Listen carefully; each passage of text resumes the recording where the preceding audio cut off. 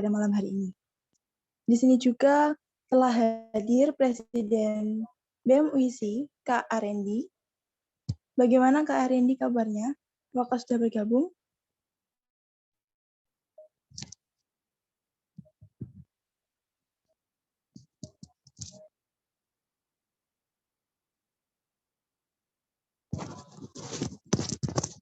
Halo, selamat malam Kak Arendi.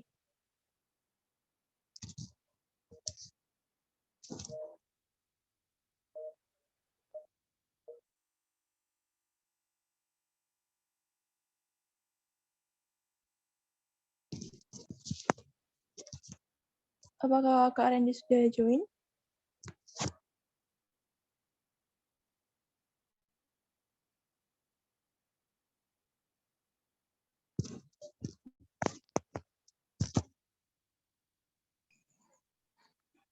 Iya, sudah.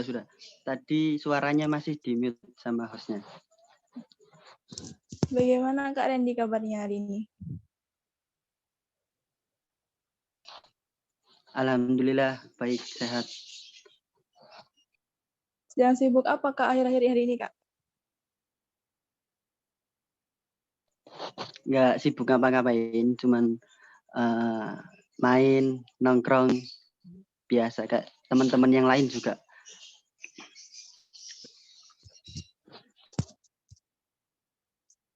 Baik, terima kasih Kak.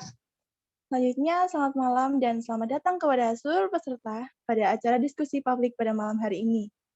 Saya, Anissa Dwi Kartika Sari, selaku Master of Ceremony pada acara diskusi publik pada malam hari ini. Pada acara diskusi ini, kita kedatangan seorang pemantik yang hebat dalam bidangnya, yaitu ada Kak Nadia Karima Melati. Pertama-tama, marilah kita panjatkan puji syukur atas kehadirat Allah Subhanahu wa Ta'ala yang telah melimpahkan karunia-Nya sehingga kita dapat hadir pada diskusi publik pada malam hari ini, Hari Perempuan Internasional yang bertemakan Saatnya Bergerak Hapuskan Kekerasan Seksual di Indonesia. Sebelum acara pada hari ini dimulai, marilah kita berdoa terlebih dahulu. Berdoa dipersilahkan.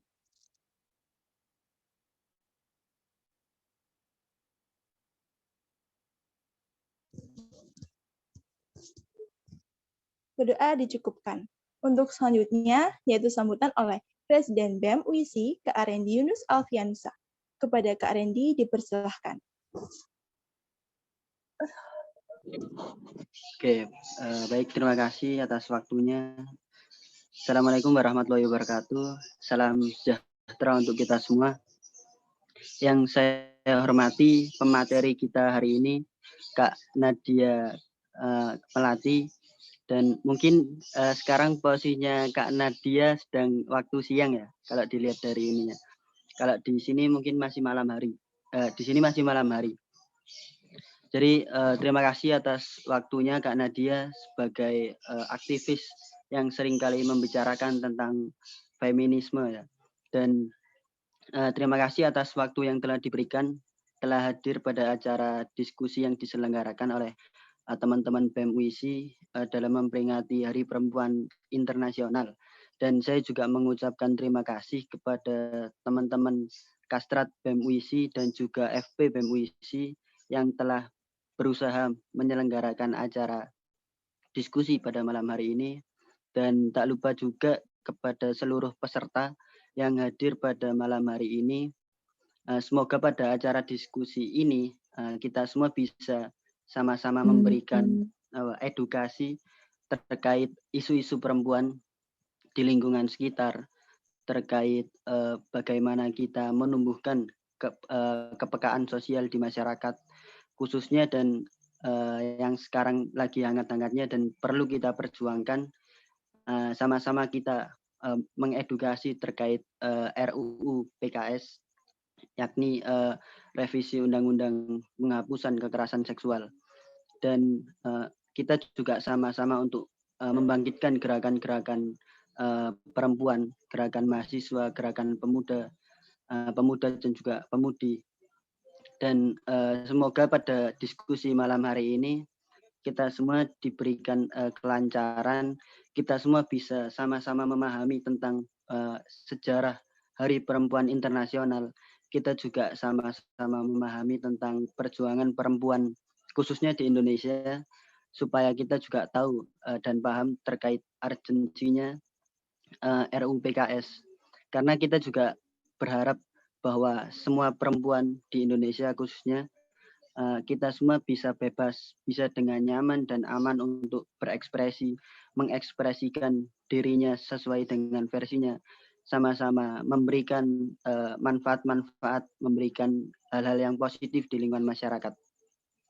Harapan saya semoga diskusi hari ini bisa lancar dan apa yang kita harapkan bisa tercapai. Wassalamualaikum warahmatullahi wabarakatuh. Hidup perempuan Indonesia. Waalaikumsalam warahmatullahi wabarakatuh. Terima kasih Kak Randy atas sambutannya. Acara selanjutnya adalah acara inti, yaitu diskusi publik yang akan dipandu oleh rekan saya, Aulia Hapsari. Silakan Aulia. Baik, terima kasih Anissa. Assalamualaikum warahmatullahi wabarakatuh. Warahmatullahi wabarakatuh. Selamat datang dan selamat malam nih buat teman-teman yang sudah menyempatkan hadir pada diskusi publik peringatan International Women's Day 2021. Teman-teman semua apa kabar nih? Baik ya, alhamdulillah. Baik. Assalamualaikum, sehat-sehat semuanya. Senang sekali di sini saya Aulia Hapsari selaku moderator. Saya adalah staf muda Biro Kastrat BEM UISI. Oke, akhir-akhir ini seringkali ditemukan berita tentang kekerasan seksual terhadap perempuan. Bahkan dalam kurun waktu 12 tahun terakhir, kekerasan seksual terhadap perempuan meningkat 8 kali lipat. Nah, mayoritas penyebab terjadinya kekerasan ini ialah hak perlindungan sebagai korban tidak cukup kuat ketika kasus tersebut diangkat di meja hijau. Nah, kecenderungan inilah yang mendukung agar pengesahan RUU PKS segera dilaksanakan. Berbarengan dengan hal tersebut, maka momentum International Women's Day 2021 pada hari ini, kami mengangkat tema yaitu saatnya bergerak, hapuskan kekerasan seksual di Indonesia. Nah, tema ini selaras dengan tema besar yang dibuat oleh PBB, yaitu Choose to Challenge. Dan malam ini kita kedatangan teman-teman? Gestar, pembicara, pemantik, bintang tamu yang sangat luar biasa, yaitu Kak Nadia Karimah Melati. Halo Mbak Nat, apa kabar? Halo, aku cantik seperti biasa. Makin stunning aja nih Mbak. Oke, sebenarnya saya pengen nyapa pakai bahasa Jerman Mbak, tapi saya nggak bisa. Oh ya? Coba. Mungkin lain kali, iya karena saya nggak bisa. Mungkin nanti saya bisa belajar dari Mbak Nadia. Aku juga masih belajar kok. Jadi sama-sama belajar kita. Tapi kan masih ini Mbak, apa namanya, kayak udah intermediate gitu. Iya sih, untuk percakapan sehari-hari kayak buat belanja sayur, buat ke toko, gitu-gitu aja. Oke, nanti boleh deh. Tak ada Mbak. Well, FYI ini buat teman-teman. Jadi Mbak Nadia ini sekarang stay di Jerman. Sebelum saya memulai pada materi inti, kita kenalan dulu nih. Sebenarnya Mbak Nadia itu siapa sih? Dan Mbak Nadia ini di sini berperan sebagai apa saja nih sepak terjang yang sudah dilakukan oleh Mbak Nadia. Jadi Mbak Nadia ini merupakan seorang aktivis dan sejarawan feminis yang aktif di beberapa kegiatan organisasi dan kegiatan pergerakan seputar feminisme. Dan sekarang Mbak Nadia stay di Jerman, dan beliau juga melanjutkan pendidikan magister about slavery and dependency studies.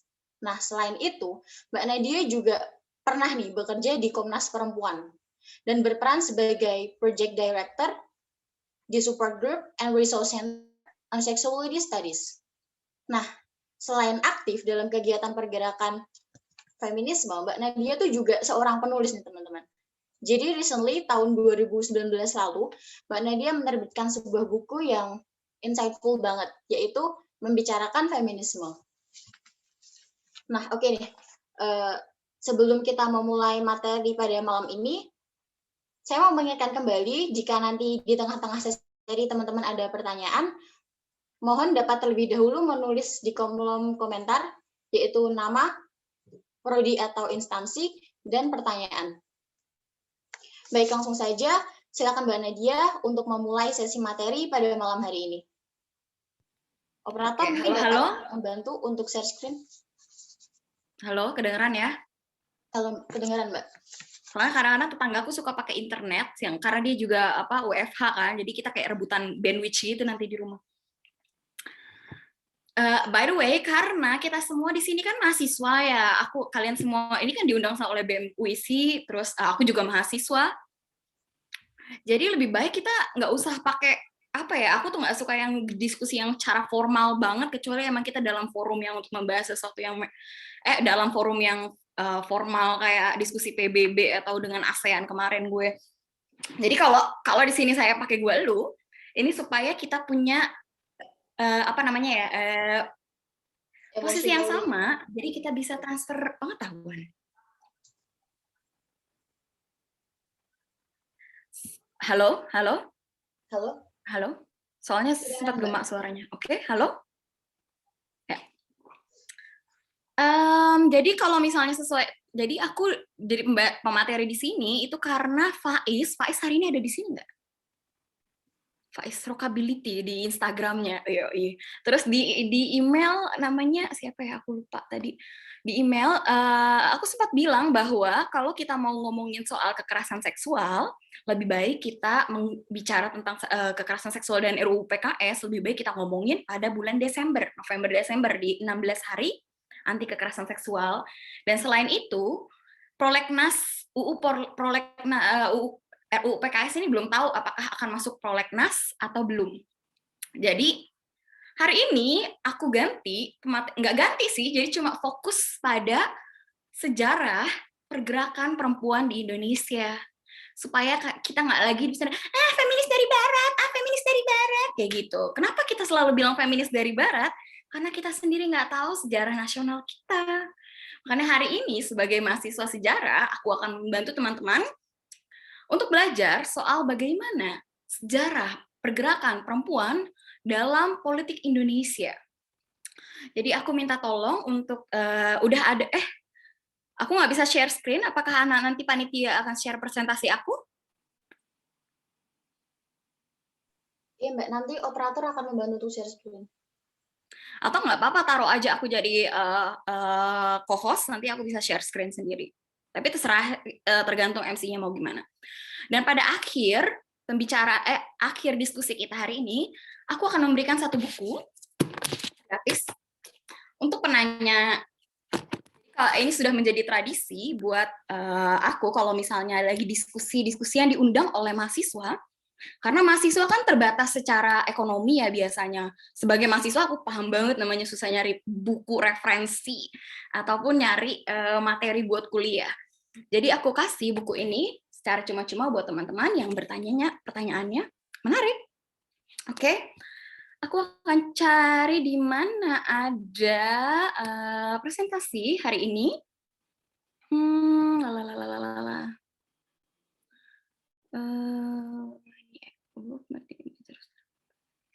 Sebentar ya, maaf, aku cari dulu. Karena hari ini aku udah banyak banget presentasi juga. Aku jadi bingung yang mana presentasi aku sebenarnya. Atau kalau panitia bisa keluarin datanya presentasinya lebih duluan juga nggak apa-apa sih. Kita berlomba-lomba untuk ngeluarin presentasi siapa duluan.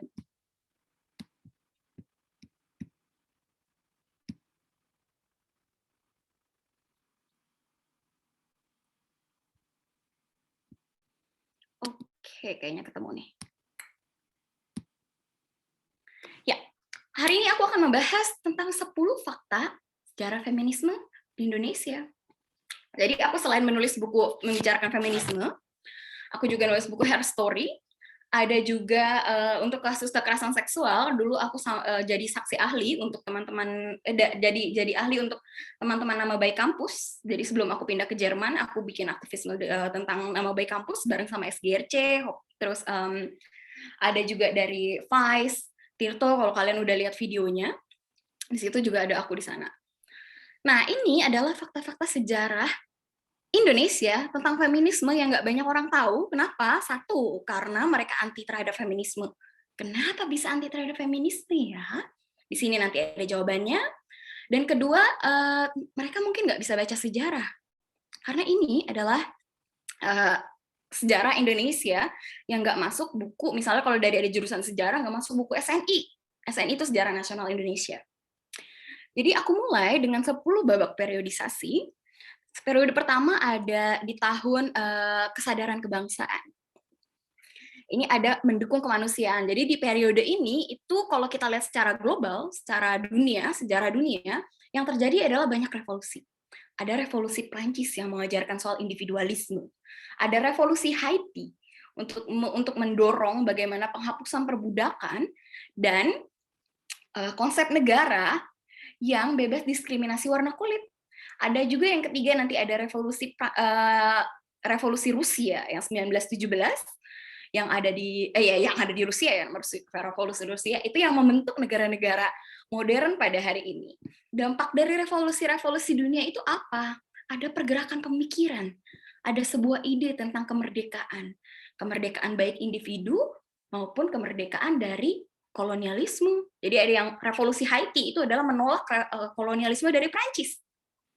Jadi revolusi Prancis untuk individualisme warga negara, revolusi Haiti menolak kolonialisme Prancis. Periodenya sama pada abad ke-18.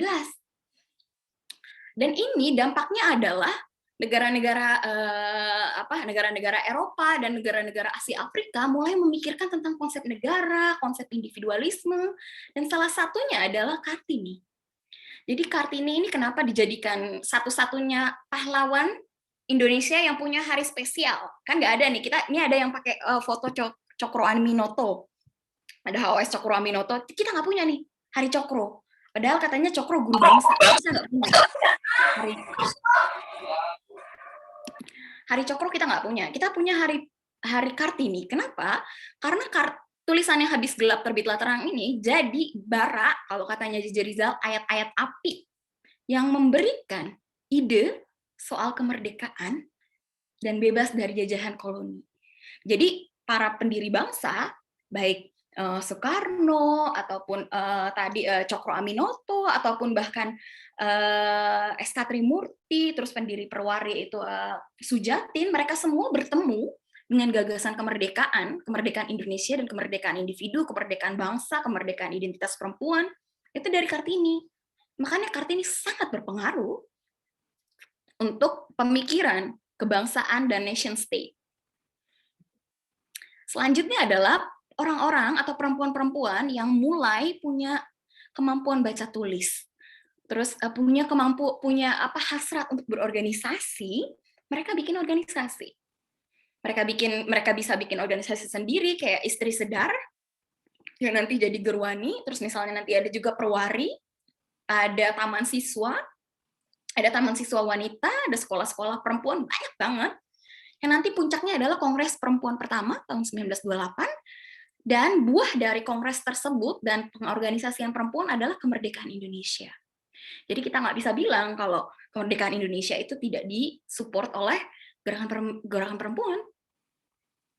Gitu. Jadi kalau misalnya ada yang di sini anak HI, ini tahu nih syarat pembentukan negara ada 5. Ada warga negara, ada wilayah, ada administratif, dan ada pengakuan de jure dan de facto. Kita akan lihat 5-5-nya bagaimana gerakan perempuan berpengaruh pada pengakuan kemerdekaan dan negara bangsa di Indonesia. Jadi ini ya, tadi udah warganya nih, ide tentang kemerdekaan warga negara yang sama setara di bawah undang-undang dan konstitusi tadi. Dengan kemampuan baca tulis, mendukung kemerdekaan, menolak kolonialisme, menolak feodalisme, dan menolak patriarki. Selanjutnya ada, ini periode ibu bangsa. Jadi perempuan-perempuan yang sudah terintegrasi dalam organisasi-organisasi tersebut, mereka punya 2 ciri. Ada ciri esensialis, ada ciri konstruktivis. Esensialis itu ya gerakan perempuan yang fokusnya pada ibu, bisa pada keibuan, misalnya untuk esensialis itu yang kayak angka kematian bayi, angka kelahiran dan kematian bayi itu itu biasanya organisasi perempuan yang konstruktivis, yang kowani kayak gitu. Di sini di zaman ini adalah perwari. Terus yang esensialis, yang konstruktivis adalah melihat perempuan, ide perempuan sebagai warga negara. Tadi kan melihat ide perempuan sebagai biologisnya. Esensialis itu melihat perempuan sebagai ide-ide biologis. Seperti Soekarno dalam tulisannya Sarinah. Itu sangat esensialis. Dan konstruktivis itu kayak Gerwani yang berusaha meminta hak cuti haid. Hak cuti haid ini dijadikan satu kampanye setelah Perang Dunia Pertama oleh Inter-Alliance Women di konferensi di Paris. Jadi setelah adanya revolusi Rusia, lalu kemudian perempuan-perempuan internasional pada bersolidaritas nih untuk mendukung kemerdekaan Asia Afrika sekaligus menuntut hak cuti haid, hak cuti haid, hak melahirkan dan cuti dibayar ibu dan ayah jadi hak dasar. Nah, ini dua organisasi yang berpengaruh dan tadi ide-idenya. Jadi ada tentang ide kesehatan perempuan, ada ide tentang cuti dibayar, ada ide perempuan tentang perempuan hak untuk berorganisasi, hak untuk dipilih dan memilih dalam pemilu, itu ada di konstruktivis. Dua organisasi yang sangat keras pada masanya adalah Perwari dan Gerwani. Terus ada juga satu partai yang didirikan oleh pendiri Taman Siswa, namanya Sri Wulandari atau Sri Mangun Sarporo. Di sini di bawah ada sumber kalau kalian mau baca lebih lanjut ya. Jadi ini kan cuma teaser ceritanya. Jadi nanti ada lebih lanjut lagi. Selanjutnya ada perempuan untuk hak warga negara. Di sini kita lihat tadi aku udah sempat nyebutin Soekarno di bukunya yang Sarinah itu kan sangat esensialis idenya soal perempuan. Ini ditolak mentah-mentah oleh Gerwani karena Gerwani ini kan dia ide perempuannya itu konstruktivis nih, SK Trimurti, terus ada Umi Sarjono, dia tuh menolak kalau misalnya perempuan direduksi cuma sekedar jadi ibu. Tapi di sisi lain Gerwani ini dekat dengan Soekarno dan dia juga jadi sayapnya PKI.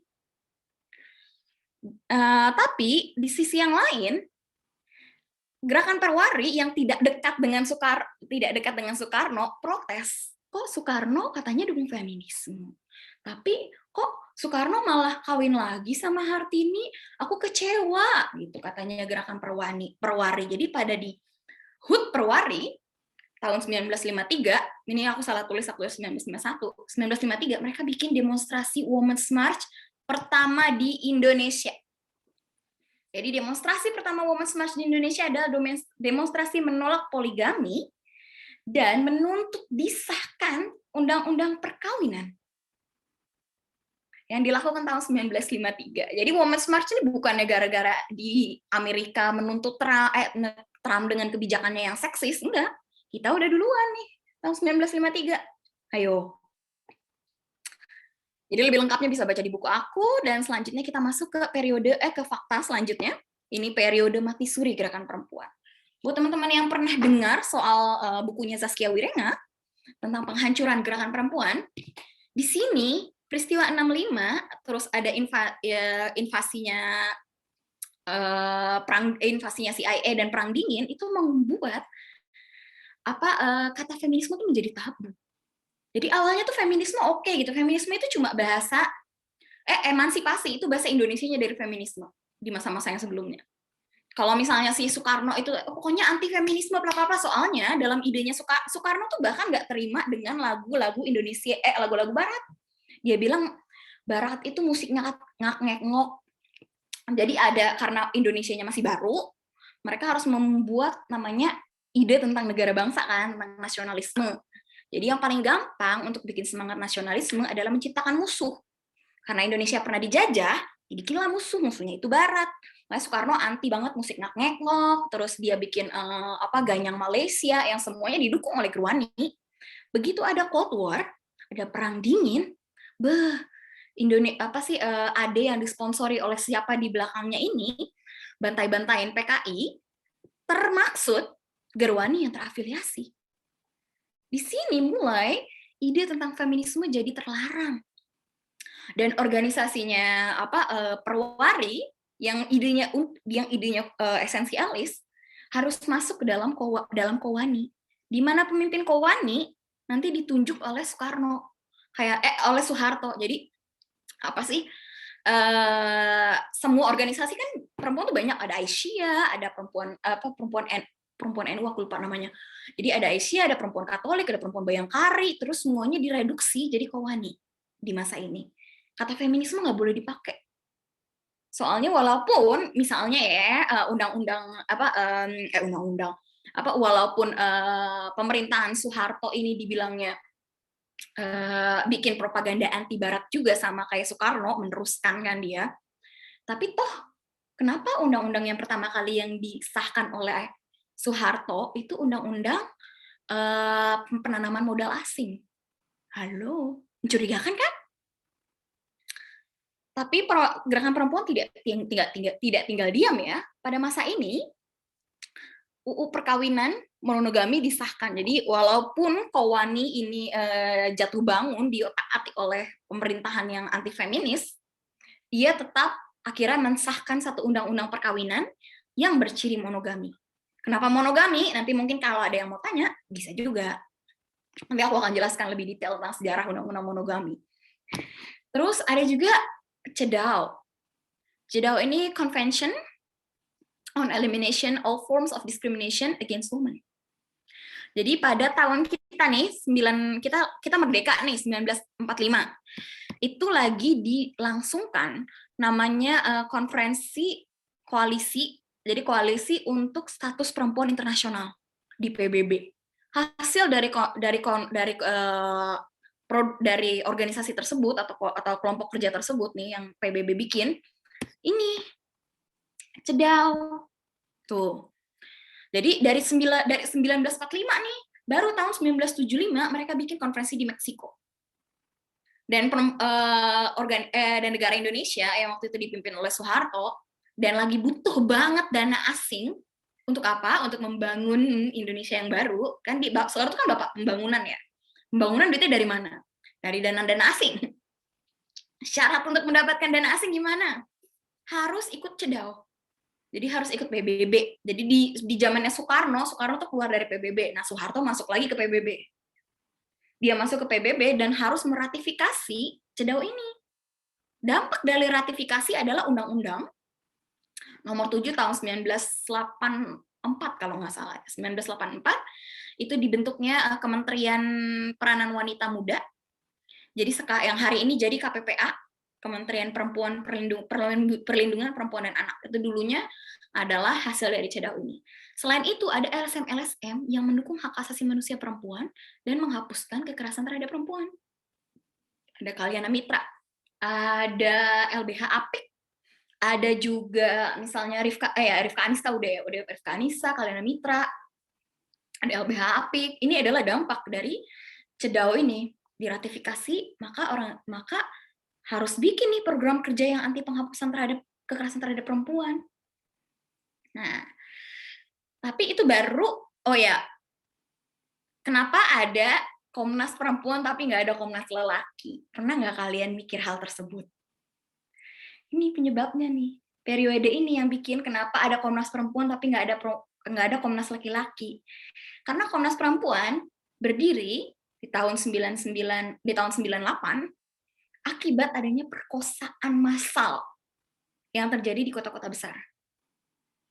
Ada juga konflik-konflik SARA yang katanya yang bernuansa SARA yang di Maluku, Poso, Ambon, di Kalimantan, ada di Aceh. Itu kan meledak nih setelah begitu Soeharto di akhir kepemimpinan, kalau Hilman Farid nyebutnya last kick of the dying horse, dia ada banyak kerusuhan yang berbasis SARA, yang banyak sekali perkosaan terhadap perempuan, sampai dibikin namanya tim pencari fakta untuk perkosaan perempuan. Dari hasil tim pencari fakta adalah membentuk Komnas Perempuan. Komnas Perempuan ini yang nantinya jadi ujung tombak melakukan rekonsiliasi pasca konflik. Jadi jadi banyak banget organisasi perempuan kayak misalnya Flower Aceh, terus ada juga satu biarawati yang terkenal sekali di Poso yang menyerukan soal perdamaian untuk mengakhiri konflik ya berbasis sentimen agama di Poso. Ini dilakukan oleh petugas-petugas dari Komnas Perempuan dan juga orang LSM-LSM di lokasi tersebut, dan selalu digawangi oleh perempuan. Banyak sekali yang banyak sekali perempuan-perempuan yang turun tangan langsung untuk melakukan pemulihan pasca konflik. Salah satunya nanti ada organisasi yang berdiri adalah PEKA. PEKA itu perempuan kepala rumah tangga. Jadi perempuan-perempuan yang laki-lakinya terbunuh karena konflik, terus yang jadi single parent, itu semuanya bergabung di perempuan kepala keluarga untuk melawan stigmatisasi janda. Karena janda bukan pilihan mereka. Gitu. Ini bukunya juga kalau kalian mau baca. Nah, ini yang udah mulai terbaru nih, udah mulai kontemporer. Jadi organisasi perempuan yang tadinya sudah sempat mati, terus ada cedal, terus ada perkosaan massal, akhirnya mereka melakukan namanya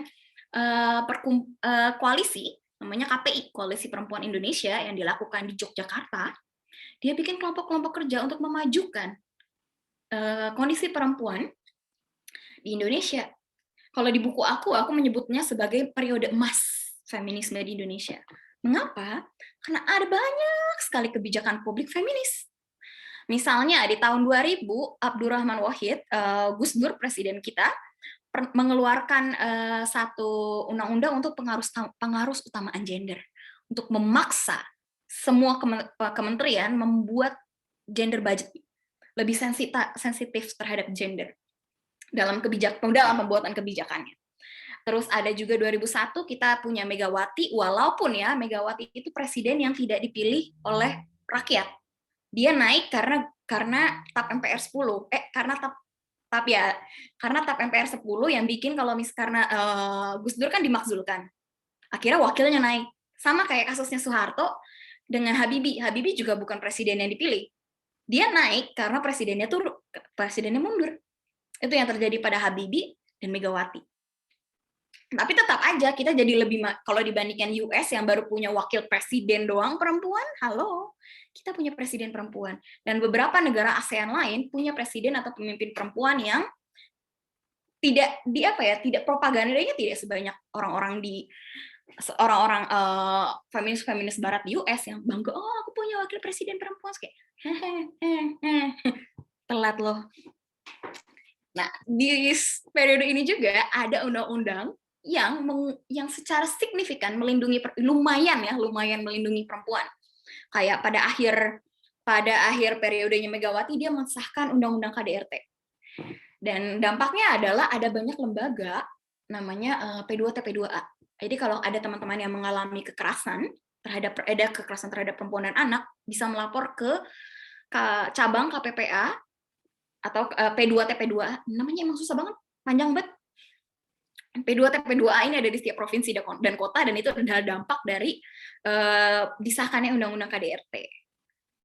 Ada UU Pemilu yang setiap tahun dari tahun 2003 sampai tahun 2007 itu semakin eksplisit untuk mendorong perempuan sebagai calon legislatif atau dipilih dalam pemilu. Terus ada juga nih yang penting buat orang-orang yang mau kawin campur kayak gue, yang suaminya WNA, itu UU Kewarganegaraan 2006. Karena sebelum ada UU ini, semua anak yang dilahirkan oleh perempuan Indonesia kehilangan kewarganegaraan Indonesianya. Karena undang-undang sebelumnya sangat patriarkis. Jadi misalnya kalau gue nikah nih ya sebelum tahun 2006, laki gue kan orang Jerman, terus gue punya anak nih ceritanya, terus gue cerai sama laki gue.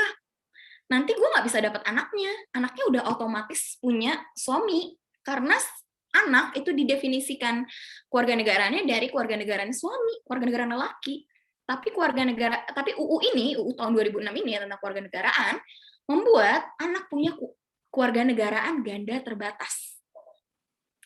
Jadi sebelum dia usianya 18 tahun, dia punya 2 kewarganegaraan, dan usia 18 dia boleh milih. Dia mau kewarganegaraan apa? Kalau ingat kasusnya yang Paskibraka Gloria, nah ini dia diuntungkan juga nih sama undang-undang ini, Undang-Undang 2006, karena dia di bawah 18 tahun, dia masih punya kewarganegaraan Indonesia sekaligus kewarganegaraan Prancis. Karena bapaknya bule Prancis kan?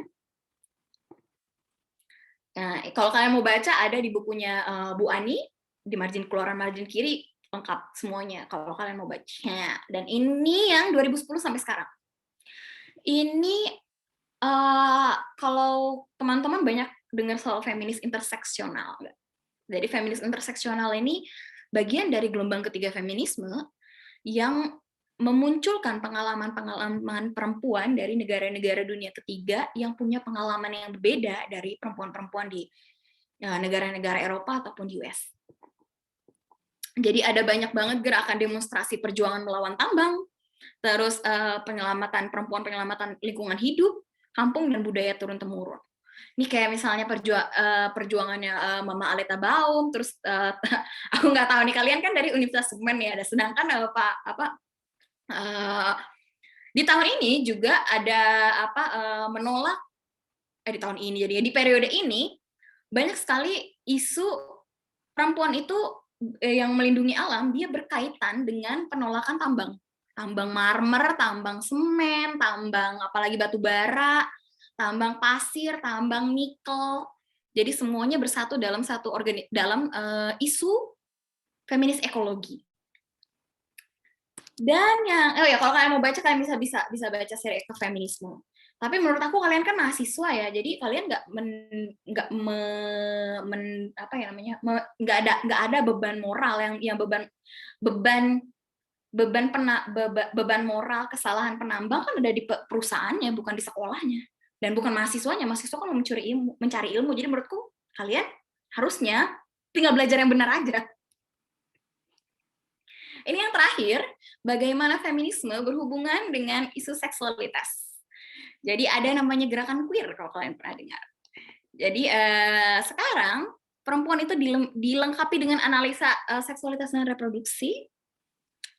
Transpuan atau waria masuk dalam kelompok perempuan secara sosial. Jadi Komnas Perempuan sudah melakukan kategorisasi perempuan itu secara biologis dan sosiologis. Jadi kalau misalnya transpuan bisa mengadu ke Komnas Perempuan juga karena identitasnya perempuan.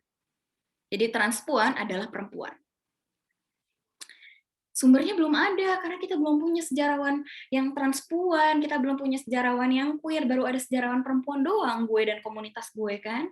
Jadi semoga kalau di kedepannya kalau kita bareng-bareng bersama untuk mendukung hak-hak teman-teman queer, teman-teman LGBTIQ, saya harap di kedepannya nanti kita punya teman-teman waria bisa punya KTP, bisa masuk sekolah juga, bisa masuk universitas, bisa jadi profesor, bisa jadi sejarawan, dan menulis sejarahnya mereka sendiri.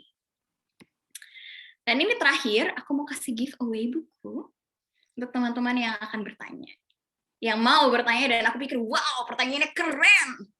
Dapat buku gratis, coy. Nanti aku minta bantuan untuk panitia ya, untuk mendata siapa yang dapat buku ini. Aku kira segitu aja. Kalau kita mau ngomongin soal kekerasan seksual, kita bisa ngomongin di lain hari di bulan November atau bulan Desember. Di hari 16, hari anti kekerasan seksual. Apalagi yang khusus kekerasan seksual di wilayah kampus nih. Wilayah kampus tuh spesial, kenapa? Kita bisa diskusinya lain hari, oke?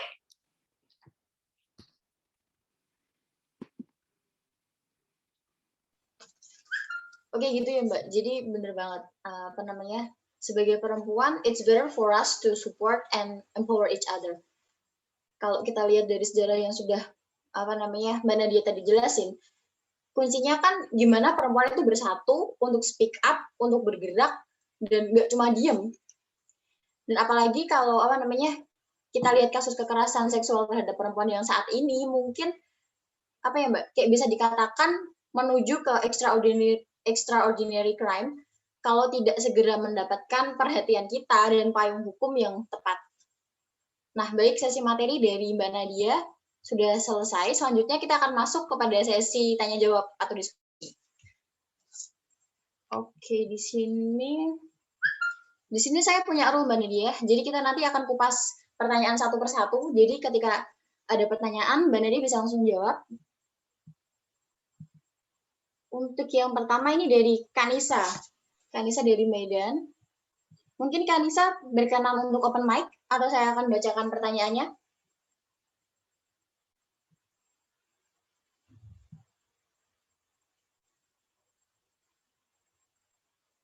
Baik, sepertinya saya bacakan aja Mbak ya. Jadi pertanyaan dari Kanisa kayak gini nih.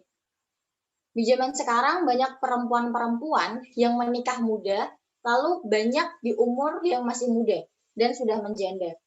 Mulai faktor perselingkuhan, kekerasan terhadap perempuan. Lalu yang saat ini saya ingin tanyakan adalah bagaimana cara mengurangi untuk anak-anak di bawah umur yang menikah muda dan agar tidak banyak lagi yang merasakan apa itu kata janda, karena seperti kita tahu janda di mata masyarakat dipandang sebelah mata. Terima kasih. Bisa langsung dijawab, Banat? Kata gender dipandang sebelah matanya siapa? Spontan uku yang gini, gitu. Jaja Miharja kali supaya. Yang sih lagu dangdutan, gue tua banget ngomongin ini. Kalau memang kata gender dipandang sebelah mata, ngapain Gus Dur ngeluarin undang-undang untuk apa pengarus utamaan gender tahun 2000. Sri Mulyani nih ngeluarin gender budgeting nih tahun 2000 terbaru dari dia naik Jokowi 2014 sampai sekarang. Ya kali kita nggak pakai kata gender, nggak up to date. Kalau misalnya masalah nikah muda, aku menikah di usia 25 tahun. Apakah itu muda? Dalam ukuran orang Jerman, muda banget. Ukuran orang Jerman biasanya menikah umur 35 tahun. Tapi kalau misalnya di kampung-kampung, kan kita banyak nih, kayak sepupu gue nikah usia 20 tahun. 20 tahun, 19 tahun.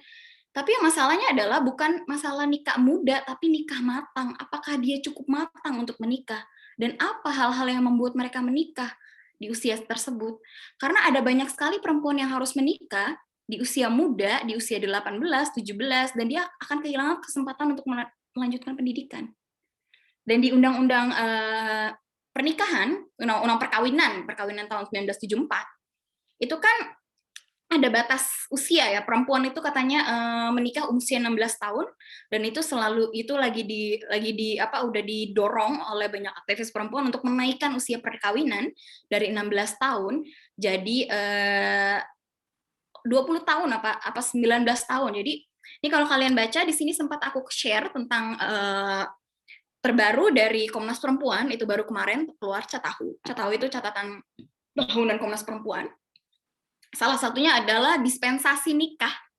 Kalau anaknya ini masih berusia di bawah yang sarannya tadi, di bawah 20 tahun atau 19 tahun. Aku lupa soalnya.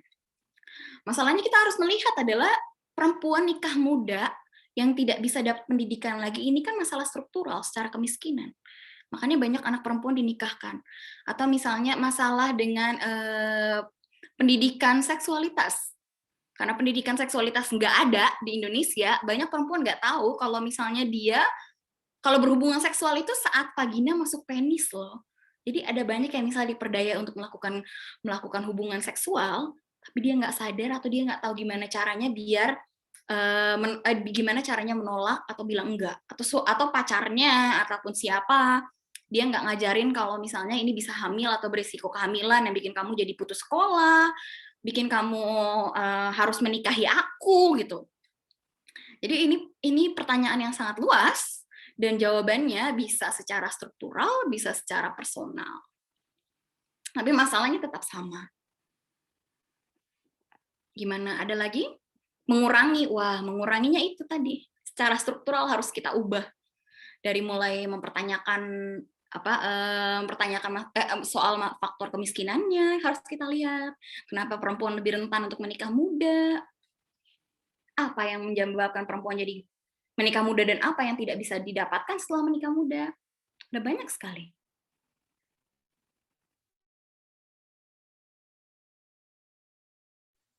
Oke, mungkin dari teman-teman ada yang mau menanggapi jawaban Mbak Nadia? Atau mungkin ingin mencoba menjawab pertanyaan dari Kanisa?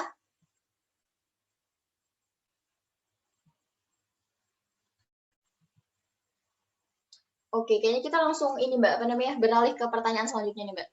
Ini kayaknya udah banyak banget. Ini dari Kak Aryan Andika, dari ITS. Tadi Mbaknya berbicara tentang buku Sarinah. Saya ingat sedikit isinya bahwa feminisme yang mulanya baik telah melewati batas, dan menurut Soekarno juga, ia menegaskan agar Indonesia dibangun atas dasar sikap kritis terhadap paham-paham yang datang dari luar. Juga kita pun tidak boleh tergesa-gesa meniru cara modern atau cara Eropa. Janganlah juga terikat oleh rasa konservatif atau rasa sempit, tapi cocokkanlah semua dengan kodratnya. Selain itu, Soekarno juga membedakan feminisme bourgeois dan sosialis.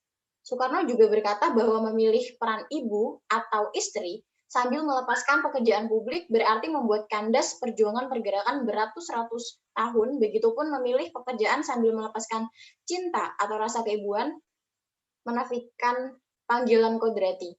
Seperti yang banyak kita lihat, kondisi wanita di Indonesia kadang lupa dengan kodrat di rumah menurut menurut Mbaknya bagaimana kondisi feminis Indonesia itu berada di posisi mana? Oke, Panjang sekali pertanyaannya. ya, posisi kita mulai dari yang paling terakhir karena itu yang paling gue inget. Posisi feminis Indonesia berada di mana? Nah, loh, karena feminis Indonesia itu kan beda-beda setiap periodenya, Bu. Tadi kan gue udah jelasin ada banyak banget, ada 10 periode dengan 10 fakta sejarah. Maka setiap periode itu cirinya beda-beda.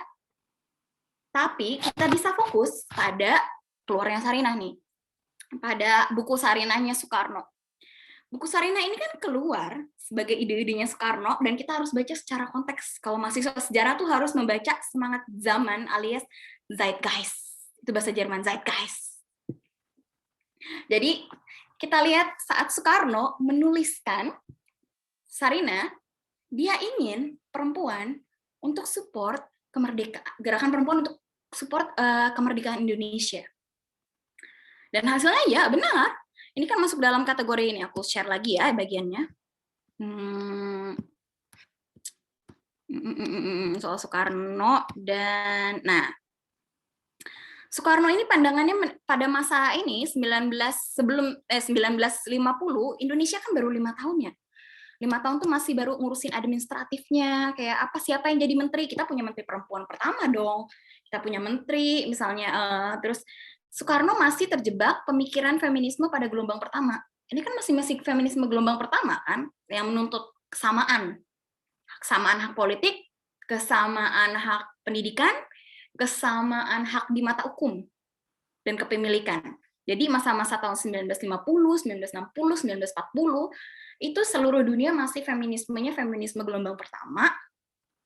Dan di Indonesia sendiri itu dampak karena kita baru merdeka, kita harus punya satu semangat nasionalisme itu apa ya yang bisa merekatkan kita sebagai seorang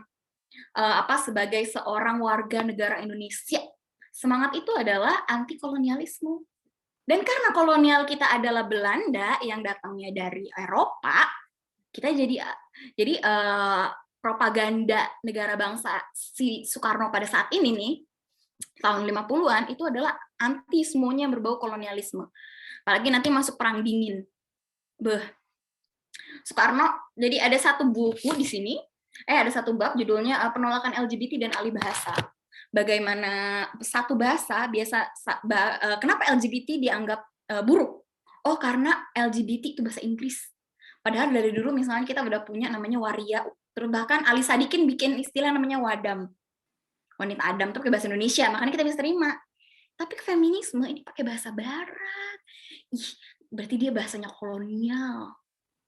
Lah padahal nama Indonesia sendiri aja kan yang pakai, yang nemuin bukan orang Indonesia Nusantara sendiri. Halo.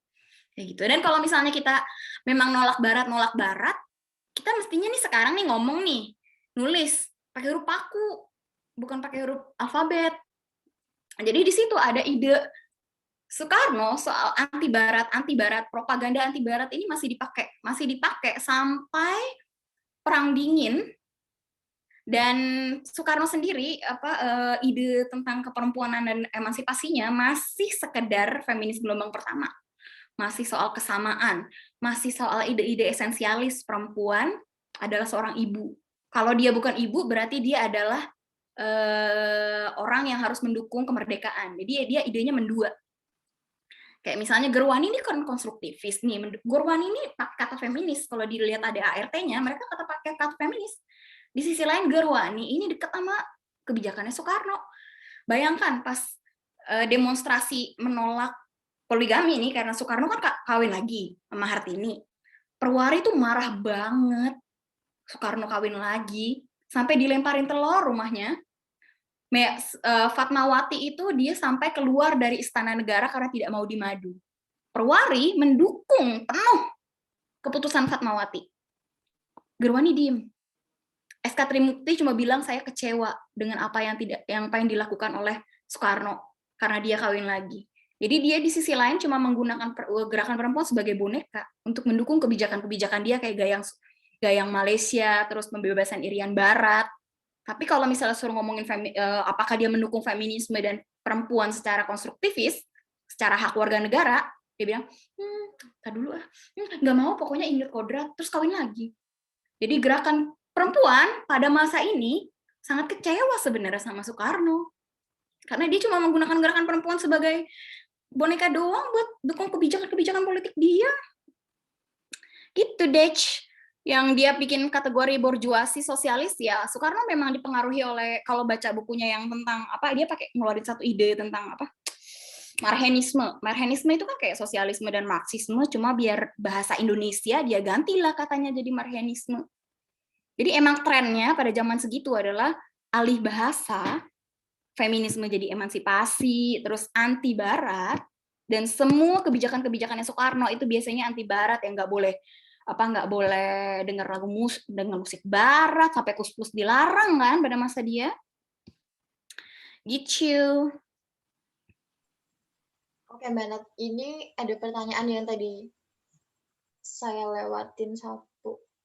Ini dari Mbak Nur Hidayat dari Universitas Mitra Karya Kota Bekasi. Pertanyaannya ada 3 nih, Mbak, yang paling banyak ditanyakan. Pertama mengenai kenapa perempuan ingin disamakan dengan laki-laki, itu satu. Kemudian yang kedua, kenapa perempuan minta disetarakan? Dan yang terakhir, apa sih pentingnya bicara soal kesetaraan gender? Oke, jadi kalau gerakan perempuan itu kan feminisme itu terdiri kita, kalau di feminis teori kita percaya bahwa feminisme itu ada 3 gelombang. Gelombang pertama, gelombang kedua, dan gelombang ketiga. Gelombang pertama itu tadi masa pikirannya Soekarno lah ya. Gelombang pertama adalah soal kesamaan. Seperti yang ini. Kenapa mau disamakan perempuan dan laki-laki?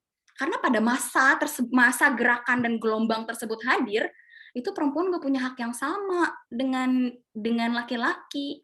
Contohnya adalah misalnya di USA, karena ini kan gerakannya munculnya di Amerika dulu. Amerika ini kan nggak kayak kita nih, begitu merdeka, ada pemilu, semua orang boleh ikut. Enggak, di Amerika pemilu nih yang boleh ikut cuma laki. Perempuan nggak boleh ikut, terus ada kebijakan diskriminasi, rasisme, laki-laki hitam, kulit hitam, dan budak nggak boleh ikutan milih. Cuma laki-laki doang yang boleh milih. Yang punya properti, yang punya barang, punya apa, cuma laki-laki. Cerai cuma boleh dilakuin oleh laki-laki. Makanya tuntutan dari gelombang pertama adalah perempuan punya hak yang sama.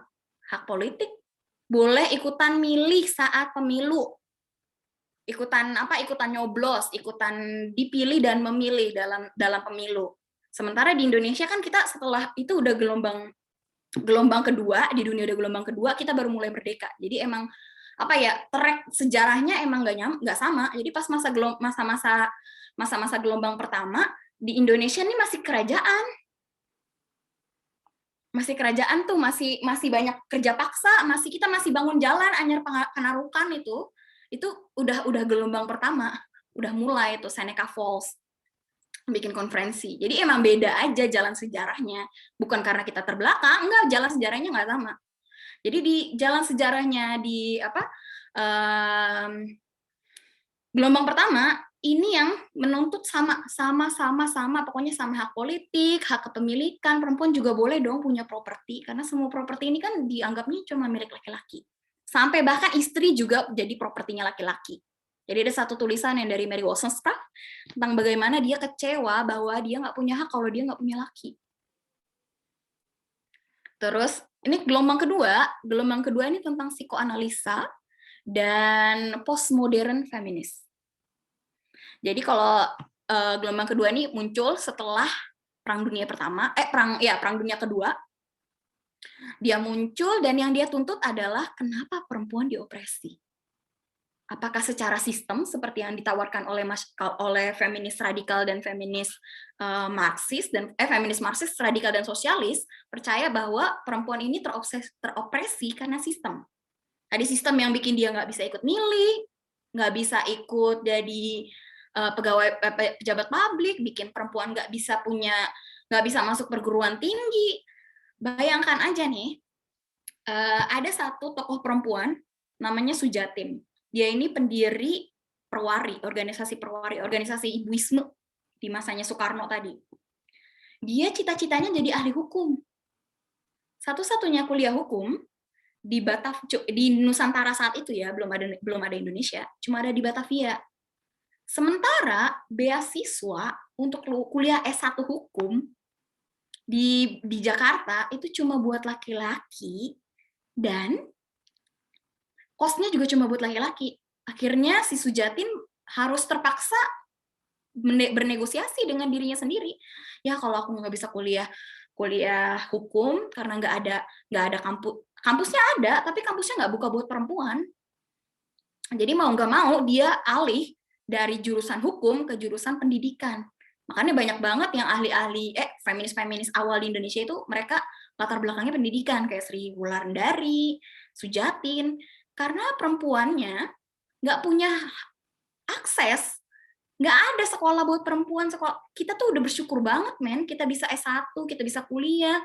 Itu perempuan-perempuan pada masa tersebut, yang masa di gelombang pertama, yang masih menuntut hak sama pendidikan, itu nggak ada. Makanya feminismenya berubah nanti. Di gelombang kedua beda lagi nih. Abis Perang Dunia Kedua, ini porak-poranda dunia, coy. Misalnya gue kan tinggal di Bonn, kota Bonn. Kota sebelah tuh namanya Cologne. Cologne ini pas Perang Dunia Kedua hancur total. Perempuan harus gimana? Akhirnya mereka sama-sama untuk membangun lagi dunia yang baru pasca Perang Dunia Kedua ini. Mereka mikir, oke, kalau kita mau bikin dunia yang baru, kita harus menghapuskan patriarki. Dan sebelum menghapuskan patriarki, kita harus mikir kenapa kita ditindas. Akhirnya ide soal kesetaraan muncul. Kenapa? Karena ternyata pola pikir perempuan dan pola pikir laki-laki atau orang yang dibesarkan sebagai perempuan, kalau katanya Simone de Beauvoir, kan seseorang ini kan dibesarkan sebagai perempuan. Sehingga dia punya pola pikir sendiri yang ternyata beda dengan pola pikir laki-laki dan itu ternyata mengopresi dia. Misalnya ada sistem yang berbeda soal bagaimana perempuan melihat hukum. Ada tadi aku habis diskusi dengan LBH Masyarakat soal teorinya namanya ethic of care dan ethic of justice yang berbeda dan itu lahir dari feminis psikoanalisa. Di sini kita lihat ternyata nggak hanya sistem di masyarakat yang bikin perempuan ini teropresi, ada budaya. Dan budaya ini kan dilahirkan oleh tempat yang berbeda-beda. Jadi karena lain ladang, lain belalang ya.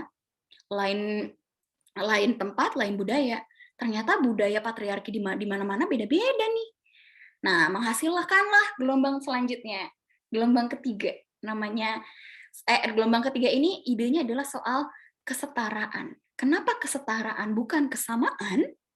Karena setara itu memperlihatkan apa-apa yang beda dari pengalaman perempuan.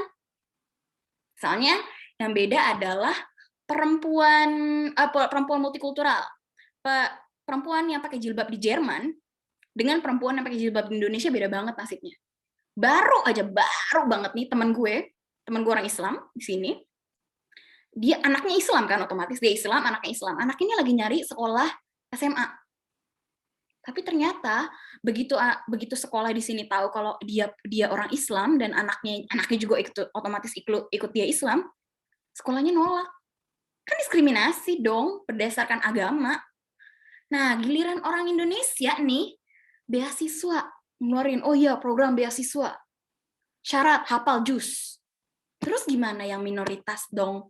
Gimana yang misalnya bukan orang Islam? Dia nggak boleh dapat beasiswa, nggak boleh dapat pendidikan. Di sini kita lihat feminis multikultural adalah antar kondisi perempuan-perempuan di setiap wilayah tidak sama. Perempuan di sini kalau pakai jilbab diliatin, nggak di sini, kalau di sini sih di Jerman oke ya, di Prancis itu parah banget kalau kamu pakai jilbab, kamu diliatin dari atas sampai bawah. Ih, pakai jilbab gitu. Pindah ke Indonesia nih, lu buka jilbab, wah dihujat oleh satu negara kayak Rachel V-nya kan, udah keluar aja dari Islam, murtad gitu kan. Itu kita melihat bagaimana kondisi perempuan di setiap wilayah, perempuan multikultural ini punya pengalaman yang berbeda. Jadi kalau kita mau menggeneralisir semua feminis itu mendukung persamaan, kan udah sama, ya emang udah sama, makanya feminismenya update, jadi kesetaraan. Jadi kalau misalnya ada lagi yang nanya, ya kan feminisme itu kan menuntut kesamaan, kan nggak bisa kita menuntut kesamaan. Terus kayak, lu feminisme tahun berapa lu? Tahun 1940, telat. Terus kalau kita mau ngomongin apa?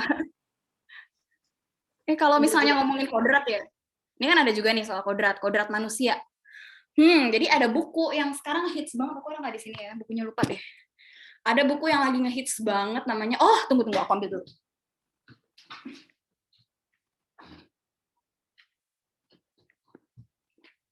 Nah, ini buku yang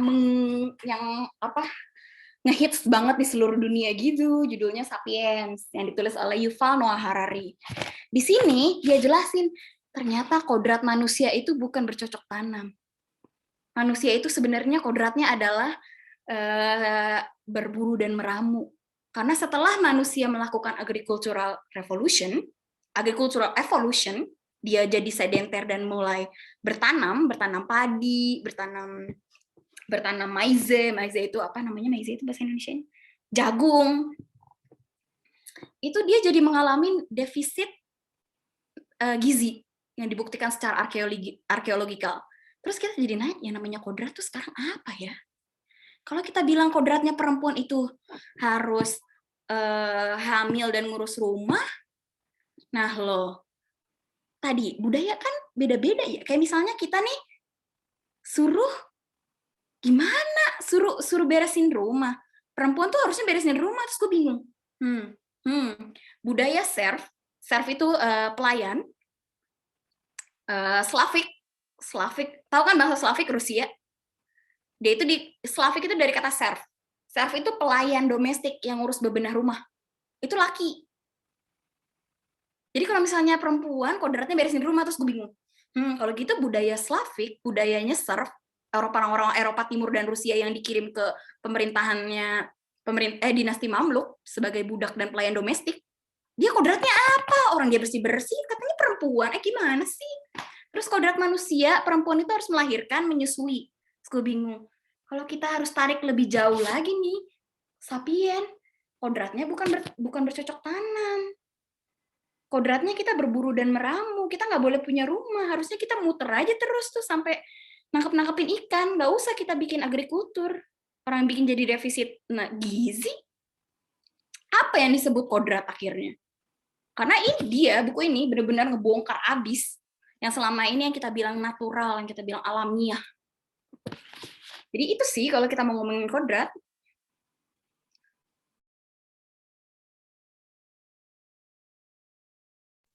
Oke, kita lanjut pertanyaan selanjutnya ya, Mbak ya.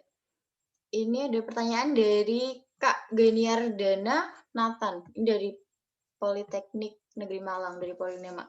Seringkali feminisme dianggap bertentangan dengan kodrat manusia, di mana seringkali wanita dianggap tidak bisa melakukan melakukan pekerjaan laki-laki.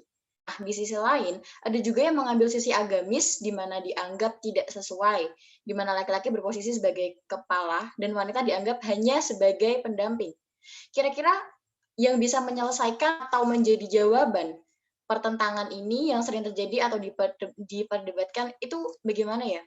Melihat isu ini yang sering dibahas untuk menentang feminis.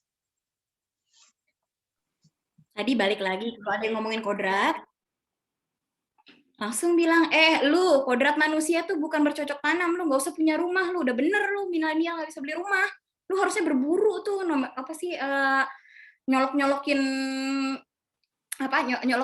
ikan gitu kan, nggak boleh pakai kail pancing, Bo. Kail pancing tuh hasil kebudayaan manusia sedenter.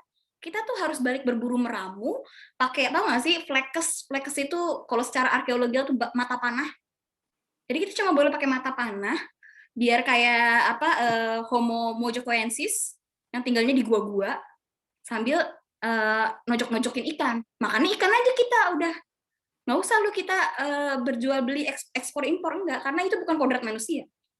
Kodrat Homo sapien adalah berburu dan meramu. Jadi kalau ada yang mau ngomongin kodrat manusia, balikin ke situ aja argumennya. Terus manusia seringkali tidak bisa mengerjakan pekerjaan laki-laki. Ya Allah. Capek aing teh. Kayak ya Allah, lu pernah digaplok sama Rosa Luxemburg nggak sih?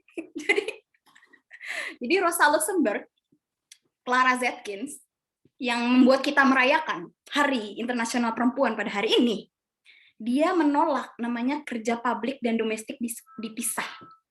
Dia bilang, produksi itu tidak hanya terdiri di ruang publik, produksi juga ada di ruang privat, di domestik, di level domestik. Ada satu buku bagus, judulnya Siapa yang Memasak Makan Malam Adam Smith. Kalau teman-teman udah tahu itu bukunya Marjin Kiri, di situ menjelaskan bahwa kerja perempuan, kerja reproduksi itu nggak pernah dianggap. Kau pikir itu beresin rumah nggak capek? Beresin rumah, terus suka dibandingin lagi sama angkat. Gue sebel banget, kemarin gue diserang gara-gara feminis nggak mau nguli. Kayak astagfirullahalazim, lu orang, kuli itu pekerjaan, profesi orang, kenapa lu hina-hina gitu. Terus kedua adalah, astaga, itu ibu rumah tangga, lu kira gondong anak tiap hari yang 7 kilo, itu nggak sama dengan angkat galon, lu tuh cuma angkat galon berapa detik. Emak lu gotong-gotong lu, ngegendong-gendong lu tuh dari bayi sampai gede, berapa kilo lu digotong. Astaga, itu tiap hari, lu tuh cuma ganti galon seminggu sekali, 2 minggu sekali. Emak lu itu gotong lu setiap hari, disusuin, ditetein lu. Dari paling cuma 5 atau 3 kilo tuh berat badan lu tuh sampai lu usia 2 tahun. Anak usia 2 tahun tuh berapa kilo sih? Kalau dilakukan terus-menerus berapa kilo? Pekerja otot berapa kilo? Otot seorang ibu bawa-bawa anak, ngegendong anak ke pasar, kemana-mana, lu nangis digendong, diempok-empok, agak tidur, lu nangis mulu. Masa? Nggak apple to apple. Membandingkan kerja laki-laki yang publik, kerja perempuan yang domestik. Sedangkan kerja domestik selalu dianggap rendah, bahkan nggak dibayar. Kita dianggap, itu kan udah tugasnya ibu bersihin rumah. Enggak, ibu melakukan kerja. Beres-beres rumah itu kerja. Gue sebagai istri dibayar, soalnya gue dianggap kerja. Jadi kalau di Jerman, itu kalau misalnya suami istri, terus suaminya gajinya lebih tinggi dari istrinya, atau istrinya gajinya lebih tinggi dari suaminya, jadi orang yang pasangan yang tinggal di rumah itu dapat sekitar 300 euro tambahan, karena asumsinya adalah pasangan ini mengurus rumah tangga alias beres-beres, nyusuin anak juga dapat uang tunjangan, karena membesarkan anak adalah kerja, bukan hal yang natural. Jadi membesarkan anak itu kerja kedua belah pihak. Jadi harus dibayar. Karena nanti anak begitu gede nih, abis lu di tiap hari digetong-gotong yang puluhan kilo tuh lu, belasan kilo lu lebih berat daripada galon, itu tuh harus at the end dia akan jadi pekerja yang akan kasih kontribusi pajak pada negara. Jadi negara kan melakukan reproduksi melalui perempuan. Makanya kerja reproduksi perempuan harus dihargai oleh negara. Jadi gitu, apakah sisi agamis dianggap tidak sesuai agama-agama laki-laki berposisi sebagai kepala? Bukan agama yang bilang posisi nggak boleh laki-laki harus jadi kepala keluarga. Undang-undang perkawinan, coy. Undang-undang perkawinan yang suruh bikin laki-laki harus jadi kepala keluarga. Padahal nggak semua laki-laki jadi kepala keluarga, kan? Kan kalau istrinya gajinya lebih gede, suaminya yang ngurusin rumah, kayak Martha Tilaar, berarti Profesor Tilaar, berarti dia suami ilegal, kan? Kalau misalnya menurut undang-undang harusnya suami yang cari uang. Emang banyak lah kebijakan publik yang tidak pro-feminis dan jadinya jadi bingung sendiri. Oke, jadi gitu ya Mbak ya. Makanya namanya kesetaraan, bukan kesamaan. Jadi kita kayak nggak bisa nyamain objek ini disamain sama objek ini. Itu nggak bisa ya. Dan itu kalau kita mikir kayak gitu kayak ya singkat banget pikiran kita kayak gitu. Betul Kita sekali. langsung ke pertanyaan selanjutnya ya Mbak ya. Ini dari Kak Naufal, warga negara. Oke, asik. Jadi pertanyaannya gini Mbak, feminisme dengan feminazi apakah sama sih Mbak? Dan apa batas-batas dari perjuangan seorang feminisme? Siapa saja yang bisa disebut sebagai seorang feminisme? Seks adalah jenis kelamin yang dibedakan dengan indikator-indikator biologis yang identik dengan laki-laki atau perempuan. Atau misalnya dengan adanya hormon, organ reproduksi kromosom laki-laki dan perempuan yang berbeda. Sehingga ia adalah karunia Tuhan yang paten. Sedangkan gender adalah mengacu kepada persepsi masyarakat mengenai peran-peran laki-laki atau perempuan yang identik dengan maskulin dan feminin. Nah, jika feminisme memperjuangkan kesetaraan gender, apakah ketika perempuan mengambil sikap untuk tidak hamil, tidak menyusui, atau bahkan menolak untuk menikah dengan dalil kesetaraan gender, apakah itu bisa dibenarkan, Mbak? Halo, bentar, aku lihat Halo? coba pertanyaannya. Oh, feminazi ya, feminisme, Iya, feminazi. feminazi. Coba ngomong kayak gini di Jerman, digebukin loh. Nazi. Oh, feminazi, lu digebukin, bego. Ya, iyalah orang yang bilang feminazi itu sudah 100% dipastikan dia tidak tahu sejarah dunia. Dia emang buta sejarah, makanya dia pakai istilah feminazi. Kenapa? Ya kita semua tahu kalau Nazi di sini bunuh-bunuhin Yahudi. Kan feminisme, kalau kalian baca dari gelombang 1, gelombang kedua, gelombang ketiga, lahirnya aja untuk menolak diskriminasi. Kan beda prinsip, Bo. Gila loh. Ini Nazi, dia diskriminasi Yahudi, diskriminasi LGBT, diskriminasi penyandang cacat, disabilitas.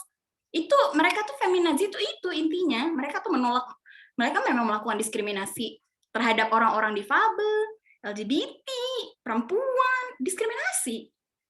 Feminisme menolak diskriminasi.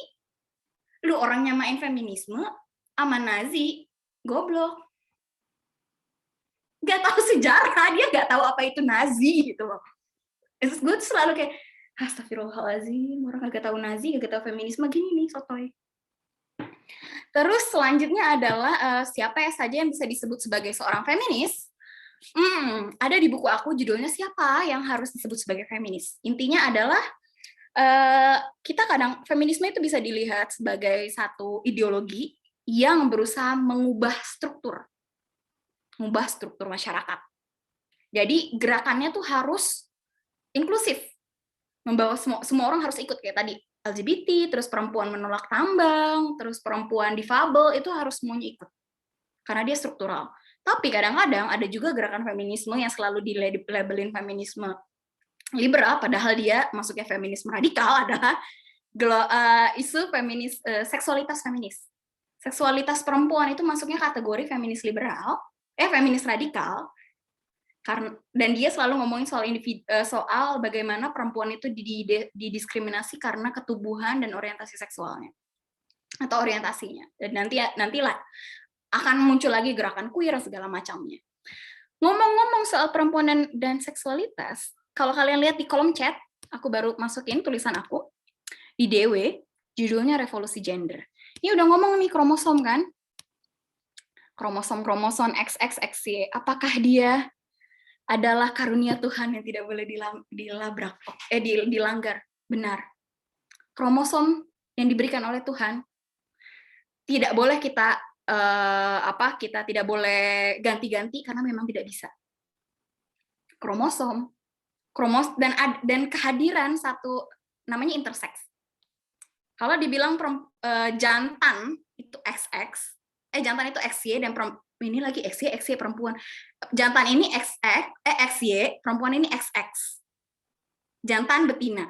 Bukan identitas gender ya, ini jantan betina. Sama. Jadi jantan betina tuh nggak hanya di manusia, itu juga ada di bunga, tumbuhan nih, lo kalau lihat tumbuhan, terus ada di binatang, itu kromosomnya XXXY. Nggak kromosom XX. Nah, intersex itu dia punya kromosom XXY atau XYY. Siapa yang ngasih kromosomnya jadi begitu? 3 biji. Tuhan. Nggak boleh kita melawan untuk ganti kromosom. Karena nggak bisa. Kan udah genetik. Nah, selain itu, untuk mendefinisikan jantan atau betina atau identitas biologis, itu nggak hanya kromosom. Ada juga, jadi kalau misalnya sekarang tuh identifikasi biologis pakai 2, primer dan sekunder. Kromosom ini primer. XY, XY, XX, XXX, XY. Jadi ada kalau di Jerman kita pakainya 3. Ada female, ada male, ada apa? Weiblich, terus ada Damen, Herren, sama satu lagi ada intersex. Memang diakui intersex sebagai salah satu jenis kelamin. Nah, ada lagi hormon. Hormon ada estrogen, testosteron, progesteron yang nanti mempengaruhi produksi organ-organ tubuh. Kan pengetahuan kita di pelajaran biologi kan perempuan hormonnya estrogen dan testosteron. Estrogen, progesteron dan androgen. Nah, laki-laki nanti dibilang katanya punya hormon testosteron. Padahal mereka juga tetap punya hormon androgen, hormon estrogen dan progesteron, tapi jumlahnya nggak sebanyak yang female, yang betina. Gimana kalau ada orang yang mengalami gangguan hormon? Gue adalah orang yang mengalami gangguan hormon, di mana hormon androgen gue lebih tinggi daripada hormon progesteron gue. Gue perempuan atau laki kalau gitu dong? Padahal kromosom gue katanya XY. Tapi hormon gue ternyata nggak sesuai nih dengan kategori perempuan. Dan perempuan yang mengalami gangguan hormon, itu nggak gue doang. Banyak di dunia ini. Laki-laki yang punya gangguan hormon, nggak dia doang, banyak. Terus gimana kita mendefinisikan laki-laki dan perempuan melalui hormon? Oh, ada lagi. Melalui ini, organ. Berarti dia punya, kalau perempuan tuh dia berarti punya rahim. Punya endo yang buat sel telur. Laki-laki punya hormon testis dan testosteron yang nanti akan menghasilkan sperma. Gimana kabar orang yang dilahirkan intersex? Intersex tuh ada yang punya rahim tapi punya penis. Siapa yang ngasih dia? Tuhan. Kita harus protes sama Tuhan, Tuhan, kenapa lo bikin gue nggak bener? Enggak dong. Kita yang salah untuk mengkategorikan manusia. Kita mengkategorikan manusia cuma 2, perempuan dan laki-laki, padahal ada intersex. Salah kita yang sosial, bukan salah Tuhannya. Jadi tadi ada level primer, ada lagi yang sekunder. Nah, trans itu biasanya melakukan modifikasi di level sekunder. Misalnya dia berusaha untuk mengurangi misalnya laki-laki yang mau jadi transpuan, dia akan coba minum hormon untuk misalnya menambah estrogen. Estrogen udah ada di setiap laki-laki, itu laki-laki punya estrogen, dia cuma nambah, dan itu bagian sekunder. Identifikasi secara sekunder jenis kelamin yang sudah diakui oleh WHO, bahkan udah diadaptasi oleh negara-negara kayak Australia, Jerman, Prancis, Eropa, Jepang. Jepang gue nggak tahu dia udah belum, kayak kalau nggak salah dia udah mulai deh. Jadi kayak gitu. Terus misalnya gimana sih mau definisin perempuan dan laki-laki? Oh, perempuan tuh harus hamil. Gue mandul. Gue bukan perempuan kalau kayak gitu. Ada laki-laki nih, aduh gue nggak mau punya anak, gue cuma mau jadi filsuf, gue nggak mau kawin. Emang dia bukan laki-laki kalau dia nggak mau kawin? Gue perempuan nih, gue nggak doyan sama laki-laki, gue lesbian, emang gue bukan perempuan? Jadi ada satu buku, kalau kalian mau baca lebih lanjut lagi, judulnya The Straight Mind dari Monica Wittig. Karena aku rasa ya penjelasan kayak gini besok lupa, mendingan lu baca buku. Jadi begitu, moderator, aku kembalikan.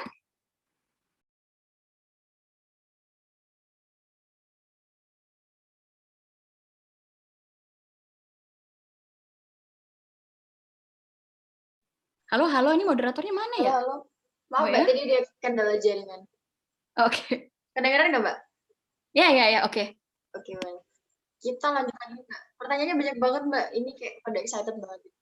Ini sampai jam berapa ya? Gue mesti masak nih buat laki Oke. gue pulang ntar. Semangat Mbak. Ini ada pertanyaan lagi dari Kak Adinda Fatma dari IAIN Salatiga. Bagaimana kita menciptakan ruang aman yang bebas dari kekerasan seksual dan diskriminasi? Waduh, panjang ya. Jawabannya panjang banget nih karena di video aku sama Faiz dan sama Tirto untuk menciptakan ruang aman itu butuh kerjasama dari semua pihak. Jadi mungkin contohnya kalau kita mau bikin ruang aman di kampus, kita harus kerjasama pertama untuk meruntuhkan budaya patriarki dulu, buat menghargai perempuan tidak sebagai objek, sebagai perempuan aja, partner diskusi, sebagai teman. Nggak ada hak buat lu grepe-grepe temen lu, kayak gitu. Jadi dari pihak laki-laki dan otaknya laki-laki harus diubah, perempuannya juga harus sama-sama bekerja sama, nolongin kalau ada perempuan yang merasa, gue kena pelecehan seksual nih, nggak dibilang, serius lo, masa bohong kali, gitu, enggak. Kita coba belajar mendengarkan, oh ya, di mana? Apakah kamu butuh bantuan profesional? Jadi selalu di-refer ke profesional. Karena kekerasan seksual ini kan isu yang serius. Berarti harus ditangani secara serius, harus diberikan ke profesional, ke lembaga profesional. Dan akses lembaga profesional dan jaminan ruang aman ini harus diberikan oleh komunitas, entah itu universitasnya. Kalau aku menyasar Kementerian Pendidikan dan Kementerian Tinggi, sekarang mereka lagi godok tentang peraturan untuk menjamin kampus jadi ruang aman. Jadi ada banyak pihak yang harus dilibatkan untuk menghapuskan kekerasan seksual dan pelecehan dan menciptakan ruang aman di mana-mana. Oke, jadi kayak butuh stakeholder banyak gitu Mbak ya? Butuh peran dari banyak pihak. Kalau stakeholder doang kurang dong. Oke. Ini ada pertanyaan lagi Mbak dari Kak Dela. Izin bertanya Kak, bagaimana menyadarkan perempuan bahwa feminis itu penting? Dikekang pagar untuk melawan laki-laki dan tidak melupakan status gendernya. Nggak paham gue pertanyaannya. Apa? Sebentar, tolong ya Mbak ya. Bagaimana menyadarkan perempuan bahwa feminis itu penting? Dikekang pagar untuk melawan laki-laki dan tidak melupakan status gendernya. Soalnya gue nggak ngerti karena yang dilawan sama feminisme itu bukan laki-laki, tapi patriarki. Makanya aku nggak ngerti pertanyaannya. Jadi ya gimana ya, kita perempuan menyadari status gender penting. Menyadari posisi kita siapa, kita tinggal di mana, siapakah kita, untuk memahami diri sendiri penting. Tapi masalahnya adalah yang diadvokasi oleh feminisme adalah untuk menghancurkan patriarki. Kita nggak mau menghancurkan laki-laki. Feminisme nggak sama dengan membunuh laki-laki di seluruh dunia. Kita cuma ada sistem, ada orang yang kita hancurkan, sistem patriarki. Orangnya hidup. Oke, mungkin kayak banyak beberapa salah persepsi gitu ya Mbak dari orang-orang yang ada di Indonesia. Apalagi kayak kemarin kan juga ada sempat gerakan Indonesia tanpa feminis. Dan itu kan kayak ridiculous banget gitu loh Mbak. Oke, ini pertanyaan selanjutnya ya dari Kak Bian Valencia, Teknik Negeri Malang. Pertanyaannya dengan sistem online. Oh, oke. Kak Bian mungkin bisa langsung open mic.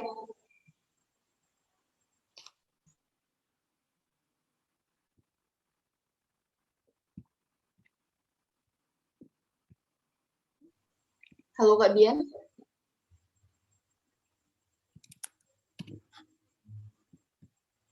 Kak Bian. Skip aja kalau nggak jelas orangnya. Ini kan banyak banget nih pertanyaannya. Aku boleh minta tolong sama panitia nggak, nanti pilihin nih pertanyaan yang asik buat dikasih buku. Halo? Tes permisi. Halo? Ini dengan Kak Bian? Baik, saya dengan Bian Valensa. Halo, passwordnya? Oke. Luak White Cafe. Ya, Luwak White Baik, Cafe. mohon maaf. Kalian bisa sampaikan pertanyaannya. Apakah suara saya terdengar jelas? Terdengar. Ya, passwordnya, Pak.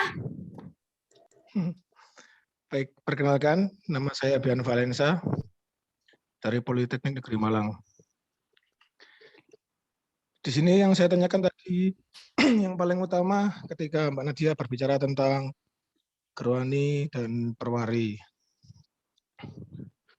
Saya sedikit membaca pada November 1992 kan 19 organisasi ini menentang dalam penghancuran gerakan perempuan sebagai pemborosan uang negara untuk mengokosi poligami.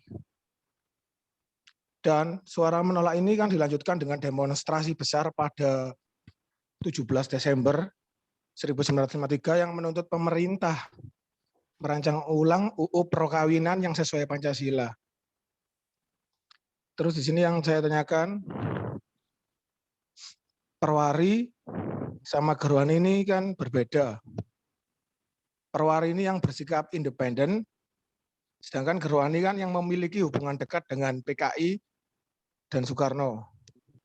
Itu yang utama mengapa kok bisa ada pembeda di antara organisasi perempuan yang ada di Indonesia. Serta apa yang membuat Soekarno marah terhadap Perwari ini. Seperti itu. Terima kasih dan mohon maaf jika ada salah kata yang kurang jelas. Maafnya ntar aja ya. Kalau lebaran, biar dirapel nih minta maaf. Kalau kenapa Perwari beda sama Gerwani? Gimana ya, manusia kan emang udah beda dari sononya. Ya kalau dia pilih organisasi itu yang cocok sama dirinya. Misalnya gue nih di Bonn, di kota gue, ini ada beberapa organisasi perempuan. Ada organisasi Frauenstreik yang gue ikut, ada organisasi misalnya Frauenbond dan Frauenstreik. Gue pilihnya organisasi Frauenstreik karena gue pikir mereka punya ide yang sama gue soal feminisme, bahwa kami anti diskriminasi dan mereka membuka keanggotaan terhadap imigran. Gue kan jatuhnya imigran nih, Auslander. Jadi gue pikir yang di sini lebih menerima gue statusnya sebagai perempuan Asia yang tinggal di Jerman, makanya gue pilih Frauenstreik. Begitu pula dengan perempuan-perempuan ini, yang kenapa dia pilih Gerwani daripada Perwari. Misalnya bisa aja kayak gini, alasan mereka kan bisa macam-macam ya, bisa mungkin secara ideologis lebih cocok Perwari yang idenya esensialis. Perwari ini kan punya ide ibu bangsa, bahwa perempuan sebagai ibu harus melahirkan bangsa yang bermoral. Perwari ini jadi yang bikin gunting sensor tahun 50, sensor film-film barat, dan semua film yang ada di Indonesia dulu tuh yang megang gunting sensor tuh ibu-ibu Perwari. Emak-emak yang megang gunting sensor, coy. Apa adegan ciuman nggak boleh dilihat sama anak di bawah umur, cut. Itu ibu-ibu Perwari. Sementara ibu-ibu Gerwani, mereka menuntut perempuan di Gerwani unik banget ya. Di Saskia Wirena juga lihat kalau dia unik. Jadi di satu sisi tuh dia idenya konstruktivis. Untuk cuti haid, untuk laki-laki bertukar peran rumah tangga dengan ibu-ibunya. Dia bilang, kita nih ngomongin feminisme nih untuk perempuan. Tapi apa gunanya kita ngomongin feminisme tapi laki-lakinya nggak pernah diajak untuk gantian bersihin rumah.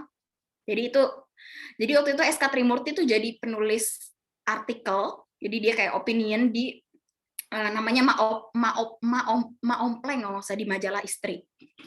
Di situ dia protes nih. Jadi SK Trimurti kan ketuanya Gerwani. Dia idenya tuh ide konstruktivis. Beda nih sama Perwari yang idenya esensialis. Dia nggak mikir bahwa perempuan sebagai ibu. Perempuan itu warga negara yang punya hak yang sama yang harus dipenuhi oleh negara. Haknya itu adalah hak bekerja di publik. Kalau perempuan punya hak bekerja di publik, berarti yang tugas domestik harus dikerjakan oleh laki-laki. Dia minta ditukar.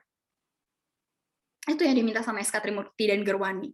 Tapi begitu ada undang-undang, ada peraturan pemerintah yang memperbolehkan memberikan tunjangan kepada pegawai negeri untuk istri kedua dan ketiga, yang perwari marah besar, yang bikin perwari kebakaran jenggot, dan di hari ultahnya mereka, di hari ulang tahunnya perwari, mereka bikin demonstrasi besar-besaran tanggal 17 Desember, tadi Bian udah sebutin juga, 17 Desember 1953, jalan kaki tuh pertamanya dari Monas sampai dari Patung Kuda sampai Monas, Women's March pertama di Indonesia, untuk menuntut menghapusnya menghapus kebijakan peraturan pemerintah ini soal tunjangan untuk lelaki poligami, karena dia pikir nggak adil, men.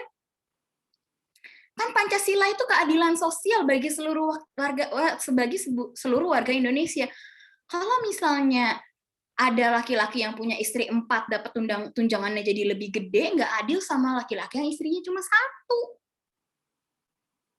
Masa uang negara dihabisin buat laki-laki poligami, enak aja, Bo. Kayak gitu loh istilahnya perwari. Karena mereka punya ide-ide berbeda soal perempuan. Ada yang punya ide perempuan itu ibu, sementara ibu harus punya banyak power untuk menjaga generasi. Itu perwari. Sementara Gerwani, kita ini perempuan sama laki itu harus berganti peran, harus saling melengkapi, berganti peran, bantu-bantu beres-beres, dukung perempuan orasi, segala macam. Beda nih, coy. Terus apa sih tadi yang kedua? Aku lupa deh. Soal Soekarno ya? Ya nggak sih? Iya, soal Soekarno. Soekarno-nya ngapain? Poligami? Itu, mengapa, ya kan ada permasalahan kan perwari itu tidak setuju dengan poligami. Terus kan ini yang saya baca ini Gerwaninya ini kan kayak membisu gitu. Kan Gerwani juga itu kan sayap kirinya PKI. Lah, mengapa ini Soekarno kok marah besar kepada perwari? Itu. Iya, Ya, bahkan seperti iya, Soekarno bahkan meminta ketua perwari dihukum mati. Karena dia menekan, karena perwari marahin Soeharto yang poligami. Soekarno poligami. Karena Soekarno poligami ke Hartini, Fatmawati sampai keluar istana, terus Soekarno marah banget karena perwari nggak bisa dijinakan seperti Gerwani. Aneh kan? Emang manusia itu memang penuh dengan kompleksitas ya. Begitu juga dengan Gerwani dan perwari. Jadi Gerwaninya ini dekat sama Soekarno tapi idenya konstruktivis. Perwari yang jauh dari, yang dibenci sama Soekarno, idenya esensialis, tapi melengkapi mereka. Jadi kan Soekarno tuh benci banget sama perwari, iya bener. Sampai disuruh buat dibunuh ketuanya. Jadi ya gitulah, manusia kan beda-beda, organisasi penuh kompleksitas gitu. Bagaimana sekarang Demokrat lagi mau diakuisisi melalui Muldoko, kan kompleks ya. Politik Indonesia ini kita selalu melihatnya sebagai satu kompleksitas, begitu juga gerakan perempuan. Oke, gimana Kak Bian? Apakah sudah terjawab? baik, sudah terjawab dengan penuh jawaban yang antusias. Oke, baik. Sekali lagi terima kasih untuk Mbak Nadia. Semoga sukses selalu, Mbak. Kamu juga ya, sukses terus ya. Oke, kita lanjut ya, Mbak Nat. Ini ada pertanyaan dari Kak Bayu Alfiansyah dari Gresik. Saya mencoba menggunakan kacamata matriks ya, Mbak, biar ikutan ke bawah suasana Germany. Saya sepakat bahwa perjuangan feminis tidak hanya tentang my body, my authority. Lebih dari itu, perempuan harus menjadi subjek pembangunan. Perempuan tidak boleh lagi hanya menjadi objek, namun harus mampu membangun kemandirian termasuk kemandirian ekonomi. Perempuan juga harus berani masuk ke berbagai ruang publik untuk mengartikulasikan kepentingan-kepentingannya untuk menuju kesetaraan, keadilan, dan kemakmuran yang selama ini direnggut oleh sistem kapitalis. Nah, menurut Mbak, di manakah sekarang posisi perjuangan perempuan di Indonesia untuk menuju perjuangan feminis matriks? Sudah saatnya atau jika belum, apa dulu nih Mbak yang harus dibenahi? Feminis Matrix itu feminis yang sama Keanu Reeves. Gue gak ketemu pertanyaannya. Tunggu. Feminis Matrix. Matrix yang Keanu Reeves. Ganteng banget itu orang. Oh, Marxis. Marxis. sorry. Maaf, jadi saya salah baca, Mbak. Maaf. Kayak Maaf, kepala Ibu. gue isinya jadi Keanu Reeves, coy. Haus aku dengan film Matrix. Oh, feminis Marxis ini masuk dalam kategori feminis gelombang pertama. Terus yang dia tanya tadi apa? I'm lupa, maaf ya. Oh, itu suasana Jerman, My Body, My Authority. Iya. Menjadi subjek pembangunan. Halo. Hah? Emang tidur dia suruh dibangunin? Apaan sih objek bangun mandirian ekonomi? Berani masuk ke ruang publik, mengartikulasikan iya. Posisi perjuangan feminis Indonesia menuju perjuangan feminis Marxis. Feminis Marxis ini ya masuk dalam kategori dunia pertama, ke gelombang pertama, dan dia jadi yang akarnya feminis interseksional pada hari ini. Feminis, apa yang diminta feminis Marxisme adalah kerja perempuan. Jadi perempuan ini dibelit nggak hanya oleh patriarki, tapi juga oleh mode produksi kapitalisme. Nah, feminis Marxisme meminta supaya kerja yang sekarang jadi landasan manusia untuk bertahan hidup nih, si sapien ini kan kalau mau bertahan hidup sekarang pakai kerja dan fetish terhadap uang. Kenapa itu bisa terjadi?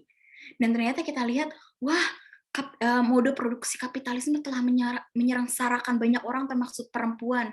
Kenapa sengsara? Karena kerja-kerja perempuan nggak dianggap.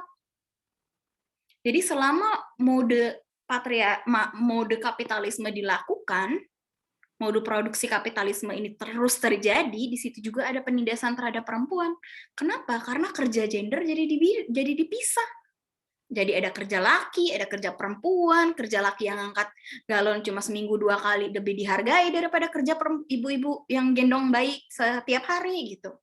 Di situ ada nilai yang dilekatkan kepada kerja perempuan yang lebih rendah daripada nilai yang dilekatkan oleh kerja laki-laki. Bayangkan ya Bu, ini gajinya presiden sama gaji perawat itu kan jomplang. Kenapa? Karena dianggapannya gaji presiden ini selalu lebih tinggi, gaji perawat, perawat kan cuma gitu ngurusin orang sakit. Padahal ini dalam kasus kita corona hari ini ya, yang lebih rentan kena corona kan perawat dulu baru presiden. Jadi ada ketidakadilan bahwa dianggap pekerjaan domestik, kerjaan perawatan anak, perawatan pada umumnya lebih rendah daripada kerja-kerja publik kayak politisi, kerja-kerja misalnya yang akuntan, yang dianggapnya kerja maskulin, kerja laki itu lebih tinggi, dan itu yang diprotes oleh feminis Marxis. Nanti feminis sosialis selanjutnya akan memprotes kenapa itu nanti ngefeknya ke pendidikan, misalnya kenapa satu kerja jadi bergender, terus kedua kenapa banyak perempuan yang tidak bisa masuk, tidak bisa sih, cuma stereotipnya kalau masuk sekolah teknik tuh kayak mau jadi apa loh, kayak gitu, kayak gue masuk kuliah sejarah gitu kan kaget gue 70% senior gue laki semua, karena ada dianggap ada yang ada kerja yang punya label gender laki-laki dan perempuan. Dan kalau kita nih hari ini sebagai orang Indonesia mau mendukung feminis Marxisme, kita harus mendukung namanya UU Pekerja Rumah Tangga. RUU Pekerja Rumah Tangga itu sangat penting. Kenapa? Karena kita harus menilai kerja-kerja domestik sebagai kerja yang utama. Gue suka diledekin sebagai seorang feminis, tapi gue tetap membersihkan rumah dan gue masak buat suami gue bentar lagi pulang kerja, gue masak buat dia. Terus dia bilang, ngapain feminis masak? Assalamualaikum, lu nggak pernah digaplok sama Rosa Luxemburg, emang. Kerja domestik itu juga kerja. Gue tidak merendahkan pekerjaan domestik, bersih-bersih rumah itu dipakai tenaga, Bu. Gue nggak niup rumah gue terus rumah gue bersih, emangnya gue jin? Enggak, Bu, gue ngambil sapu, gue pakai vacuum cleaner, gue bersihin rumah, gue nyuci piring. Itu kerja yang dilakukan oleh tenaga. Dan kadang-kadang kita nggak membayar kerja-kerja itu. Padahal kalau rumah berantakan nih, gimana suami gue bisa tenang untuk kerja ngajar? Suami gue dosen. Suami gue pasti stres nih, aduh gue nggak bisa ngajar nih rumah berantakan. Tapi kerja untuk membersihkan supaya rumah nggak berantakan, itu nggak pernah dianggap sebagai kerja. Padahal kondisi di rumah itu sangat mempengaruhi kondisi setiap hari pekerjaan kita. Kayak kalau di rumah kita berantem mulu nih sama emak nih, emak selalu bilang, lu goler-goler mulu bantuin gue bersihin rumah kenapa? Kayak gitu tuh emak lu pada. Terus lu masih goler-goleran aja gitu, males nih emak, rese banget nih, terus lu pergi ke kampus. Terus kampus nih mood lu berantem sama emak tuh masih dibawa. Itu kan bagaimana kerja domestik mempengaruhi hidup kita, emosi kita, kondisi well-being kita setiap hari di publik. Dan itu yang tidak pernah diperlihatkan atau dinilai oleh mode produksi kapitalisme. Karena mode produksi kapitalisme cuma melihat misalnya gue kerja di restoran sebagai orang yang bikin gyoza. Mungkin gue dibayar per jam. Mereka cuma membayar gue per jam, tapi mereka nggak bayar gue tiap hari bersih-bersih rumah. Padahal kalau rumah gue nggak bersih, gue nggak tenang tuh bikin gyoza tuh. Gyoza gue berantakan semua kalau gue nggak bersihin rumah. Kalau aduh rumah cucian cucian di bawah nih, kan gue pakai mesin cuci, aduh mesin cuci belum dijemur lagi nih cucian. Ntar gue bikin gyoza tuh mikirin cucian terus. Itu kan hal yang tidak bisa dinilai, yang luput dari pemahaman kita masing-masing setiap hari soal kerja reproduksi dan kerja produksi. Kita pikir kerja produksi cuma yang bikin gyoza. Kerja ngejemur pakaian itu nggak kerja. Jadi di situ yang feminis Marxis pada protes. Nggak boleh gitu coy, kerja domestik juga kerja, harus dinilai, harus dibayar. Udah ada webnya kalau kamu mau tahu, jadi ada beberapa feminis Jerman yang bikin website untuk menghitung berapa sih kerja pengasuhan kalau dikonversi ke uang. Misalnya netein anak itu kan kerja nih. Berapa dalam sehari kamu netein anak bisa sampai 6 jam di total. 6 jam itu kalau misalnya 1 jamnya 10 euro, kamu mestinya dapat 60 euro tuh per hari. Karena lu netein anak. Itu yang diminta sama feminis Marxis untuk menilai kerja-kerja domestik. Makanya kita harus mendukung undang-undang pekerja domestik, pekerja rumahan, asisten rumahan harus dibayar, harus dijamin mereka kesehatannya. Masa kita punya asisten rumah tangga, dia sakit, nggak ada jaminan sosial. Asisten rumah tangga kita kan nggak bisa punya BPJS. Karena dia cuma asisten rumah tangga dan pekerjaan non formal. Kalau digebukin sama majikan, gimana dia kagak ada bantuan, coy? Orang lu nggak jelas kerja atau enggak kan? Apa lu cuma bantu-bantu bersih-bersih rumah majikan? Kita nggak pernah tahu apa yang terjadi pada pekerja asisten rumah tangga, dan kita selalu meremehkan kerja-kerja domestik yang dilakukan oleh nurse, oleh perawat, oleh asisten rumah tangga, kita nyebutnya pembantu. Padahal dia kerja, dia nggak bantuin, dia kerja, coy. Makanya kerja dia harus dinilai dengan layak. Dan kita harus dukung RUU PRT. Dan pekerja migran. Wah, penting banget tuh, karena pekerja migran kita semuanya domestik rata-rata. Begitu. Oke Mbak, kita langsung ke materi ini ya Mbak ya, pertanyaan selanjutnya ya. Ini dari Kak Miftahul Karimah dari Unsud. Izin bertanya nih, terima kasih kepada pemateri sebelumnya. Kalau direnungi, masalah ini sangat kompleks. Benar-benar harus diatasi dari hulu hingga hilir. Semua pihak harus terlibat. Padahal kalau dari pandangan aktivis yang peduli isu-isu perempuan, di RUU PKS itu sudah sangat mendesak untuk disahkan. Sangat disayangkan sih kalau masih ada yang menolak hanya karena sentimen-sentimen tertentu. Ya, walaupun sesuatu wajar ada pro dan kontra terhadap sesuatu yang merupakan produk hukum. Nah, menurut Mbak Nadia nih, bagaimana langkah kita ke depan agar memperluas edukasi terhadap sebagian masyarakat yang masih saat ini anti terhadap RUU PKS? Memperluas edukasi masyarakat yang sekarang anti RUU PKS. Aku sangat bersyukur ya, ini pesertanya ada hampir 109. Ini kayaknya seluruh Jawa Barat, seluruh Jawa Tengah pada ikut diskusi ini ya, mahasiswa BEM ya. Ini sebuah langkah yang sangat bagus untuk kita membuat edukasi pentingnya RUU PKS di Indonesia. Untuk melihat bagaimana sih kondisi perempuan, bagaimana sih kondisi perempuan dalam kekerasan, gimana sih perempuan yang rentan terhadap kekerasan. Dari teman-teman yang 108 ini yang datang dan mau mendengarkan aku ngebacot nggak jelas ini, sebenarnya udah ada willingness nih di dalam jiwanya, dalam hatinya nih sebagai orang baik yang mau mendukung RUU PKS. Nih orang-orang ini nih yang ada 108 yang hari ini datang, termasuk gue ya 108, 107 berarti. Nanti mereka akan balik ke lingkungannya, ke rumahnya, ke komunitas mereka, terus mereka akan punya pemahaman yang baru kan soal feminisme. Mereka akan pikir, misalnya Aulia yang hari ini jadi moderator, dia punya pandangan setelah ikut diskusi ini, dia pikir benar ya, ternyata feminisme nggak dari barat ya. Kalau gitu kita harus dukung nih RUU PKS nih. Kita dukung RUU PKS karena ini melindungi perempuan. Kan perempuan warga negara. 50% penduduk Indonesia menurut data BPS ini perempuan. Berarti perempuan harus tadi sesuai dengan pertanyaan ada yang nanya menciptakan ruang aman. Berarti Indonesia harus jadi negara yang memberikan jaminan keamanan bagi 50% penduduknya.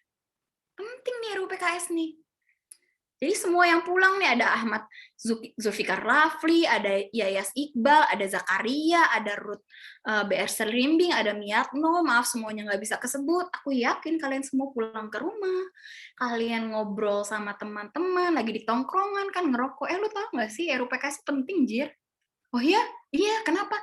Ya kan kasihan, masa penduduk Indonesia yang perempuannya kagak ada perlindungan. Ntar lu kalau nikah siri gimana lu kagak ada perlindungan, lu kagak ada RUU PKS. Kayak gitu kan. Jadi kayak terus misalnya ini ada Farah Kastrat misalnya pulang ke rumah. Tiba-tiba yang biasanya mama tahu nggak? Ternyata kita penting loh menghentikan kekerasan di rumah gitu. Terus kita penting loh mendukung RUU PKS. Nanti emaknya misalnya emaknya Farah nanti ngomong lagi nih sama ibu tetangganya sama orang-orang arisan. Jadi kayak efek domino gitu loh. Kayak jadi sekali kita berkumpul hari ini, kita nanti ngobrol lagi sama teman-teman di komunitas, teman-teman komunitas atau di keluarga nanti ngomong sama komunitas mereka lagi. Di situ kita sudah menciptakan satu agensi untuk mendorong undang-undang penghapusan kekerasan seksual ini. Begitu moderator dan Miftahul Karima, yes, kita punya nama yang sama. Terima kasih, Kak.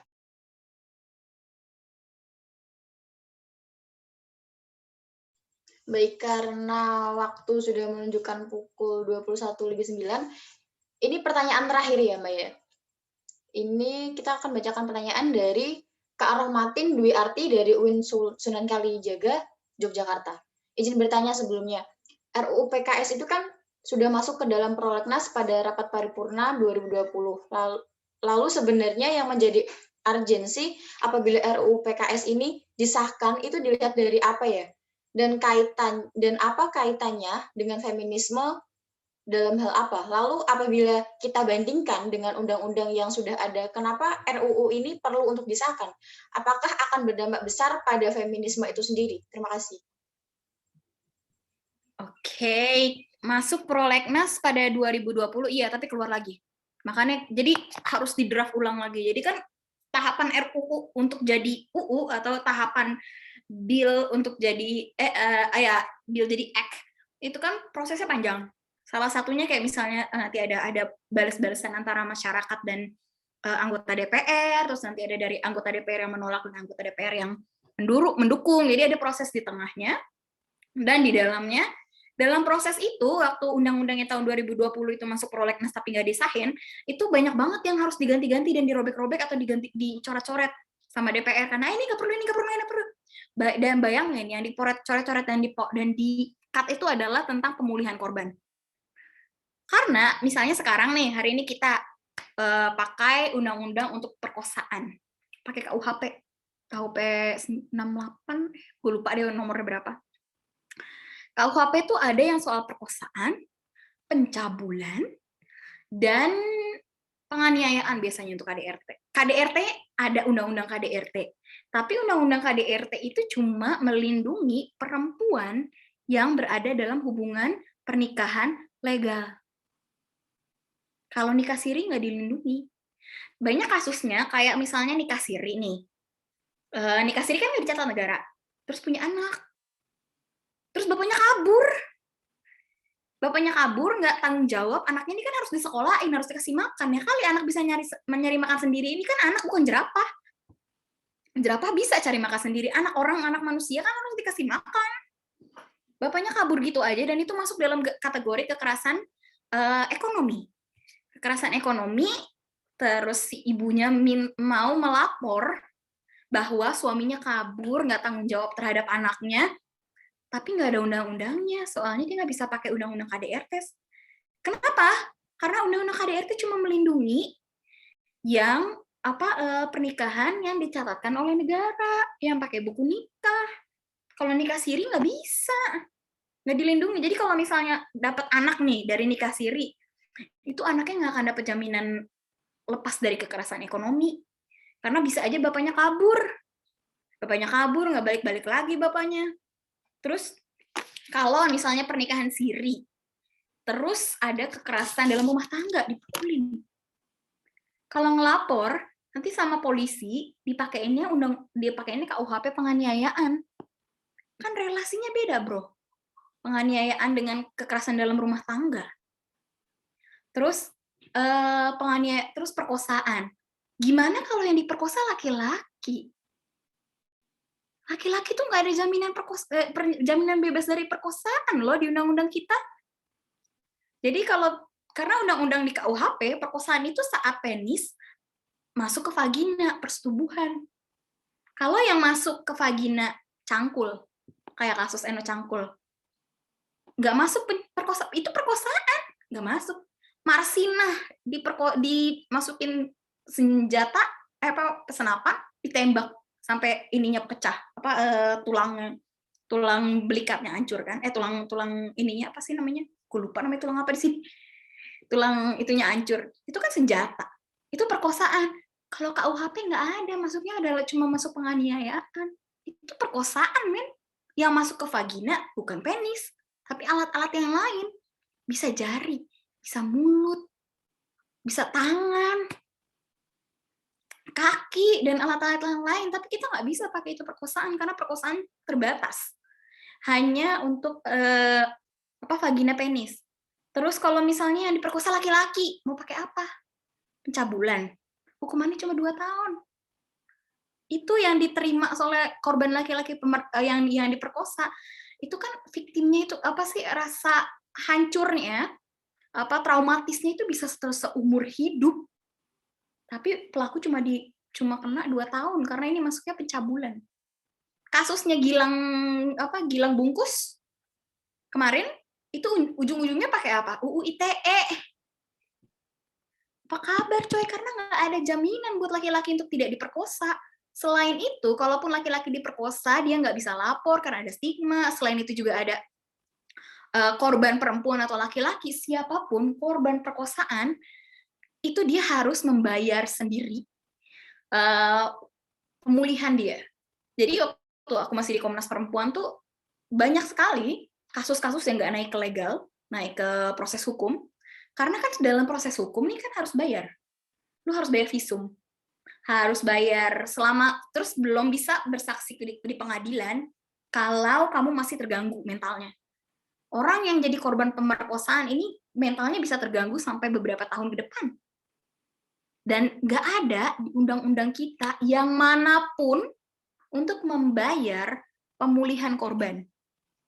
Kasusnya Rian, pemerkosaan di Inggris waktu itu yang harus ganti rugi adalah Rian kepada para korbannya yang sampai 27 orang ini.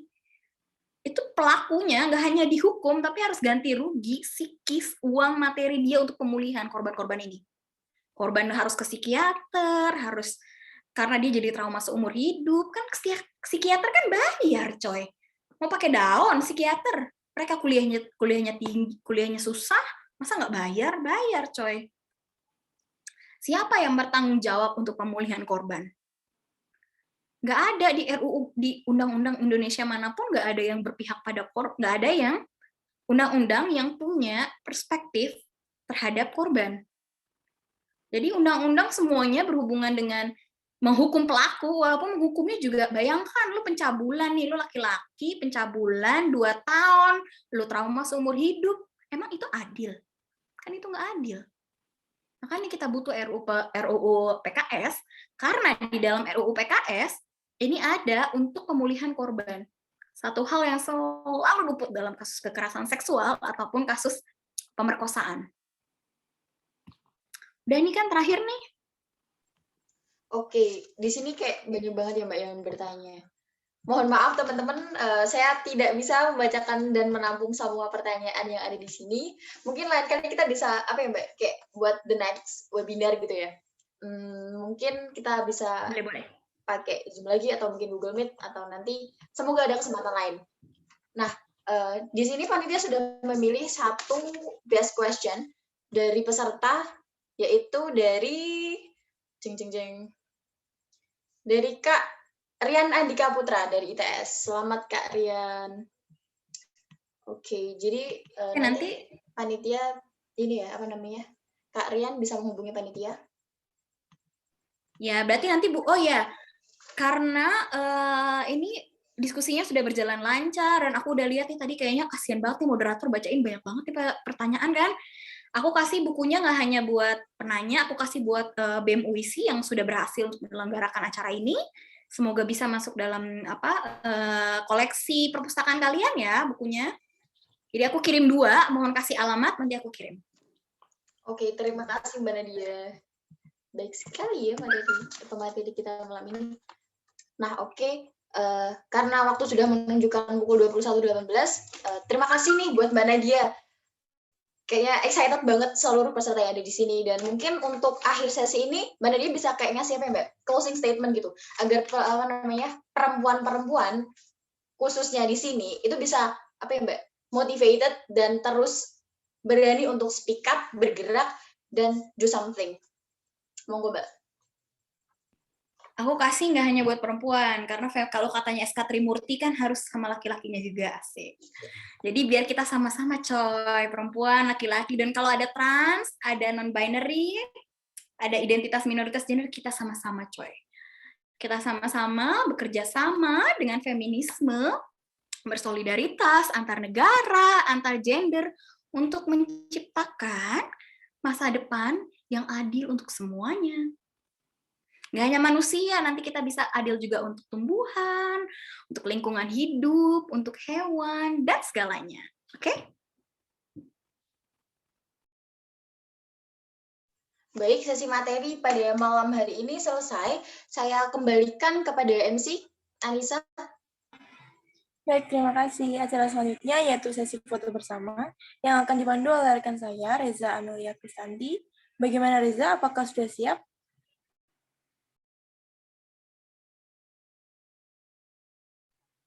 Halo, Reza?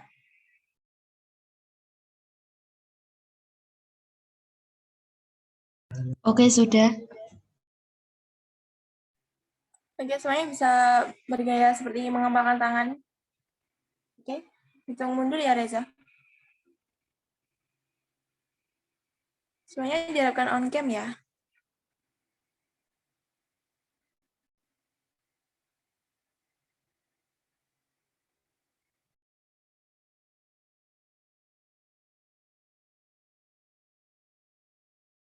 Baik, 1, 2, 3. Sekali lagi. 1, 2, 3. Baik, terima kasih. Bisa tambahkan gaya bebas. Gaya kupu-kupu boleh nggak? Boleh banget Mbak. Mungkin dikasih contoh dulu Mbak. Kayak gini. Baik, saya hitung ya. Pada hitungan ketiga, silakan bergaya. 1, 2, 3. 1 kali lagi. 1, 2, 3. Terima kasih. Makasih teman-teman ya. Aku masih harus masak. Nih suami aku nanya, Ayang udah selesai masak? Oke. Ya udah. Jangan lupa bantuin Mama beres-beres di rumah. Selamat Hari Perempuan Internasional. Ya, terima kasih Kak Nadia telah menyempatkan waktunya untuk mengisi acara pada malam hari ini. Dan terima kasih kepada semua peserta yang telah hadir pada diskusi publik Hari Perempuan Internasional pada malam hari ini. Saya tutup. Wassalamualaikum warahmatullahi wabarakatuh. Waalaikumsalam warahmatullahi wabarakatuh.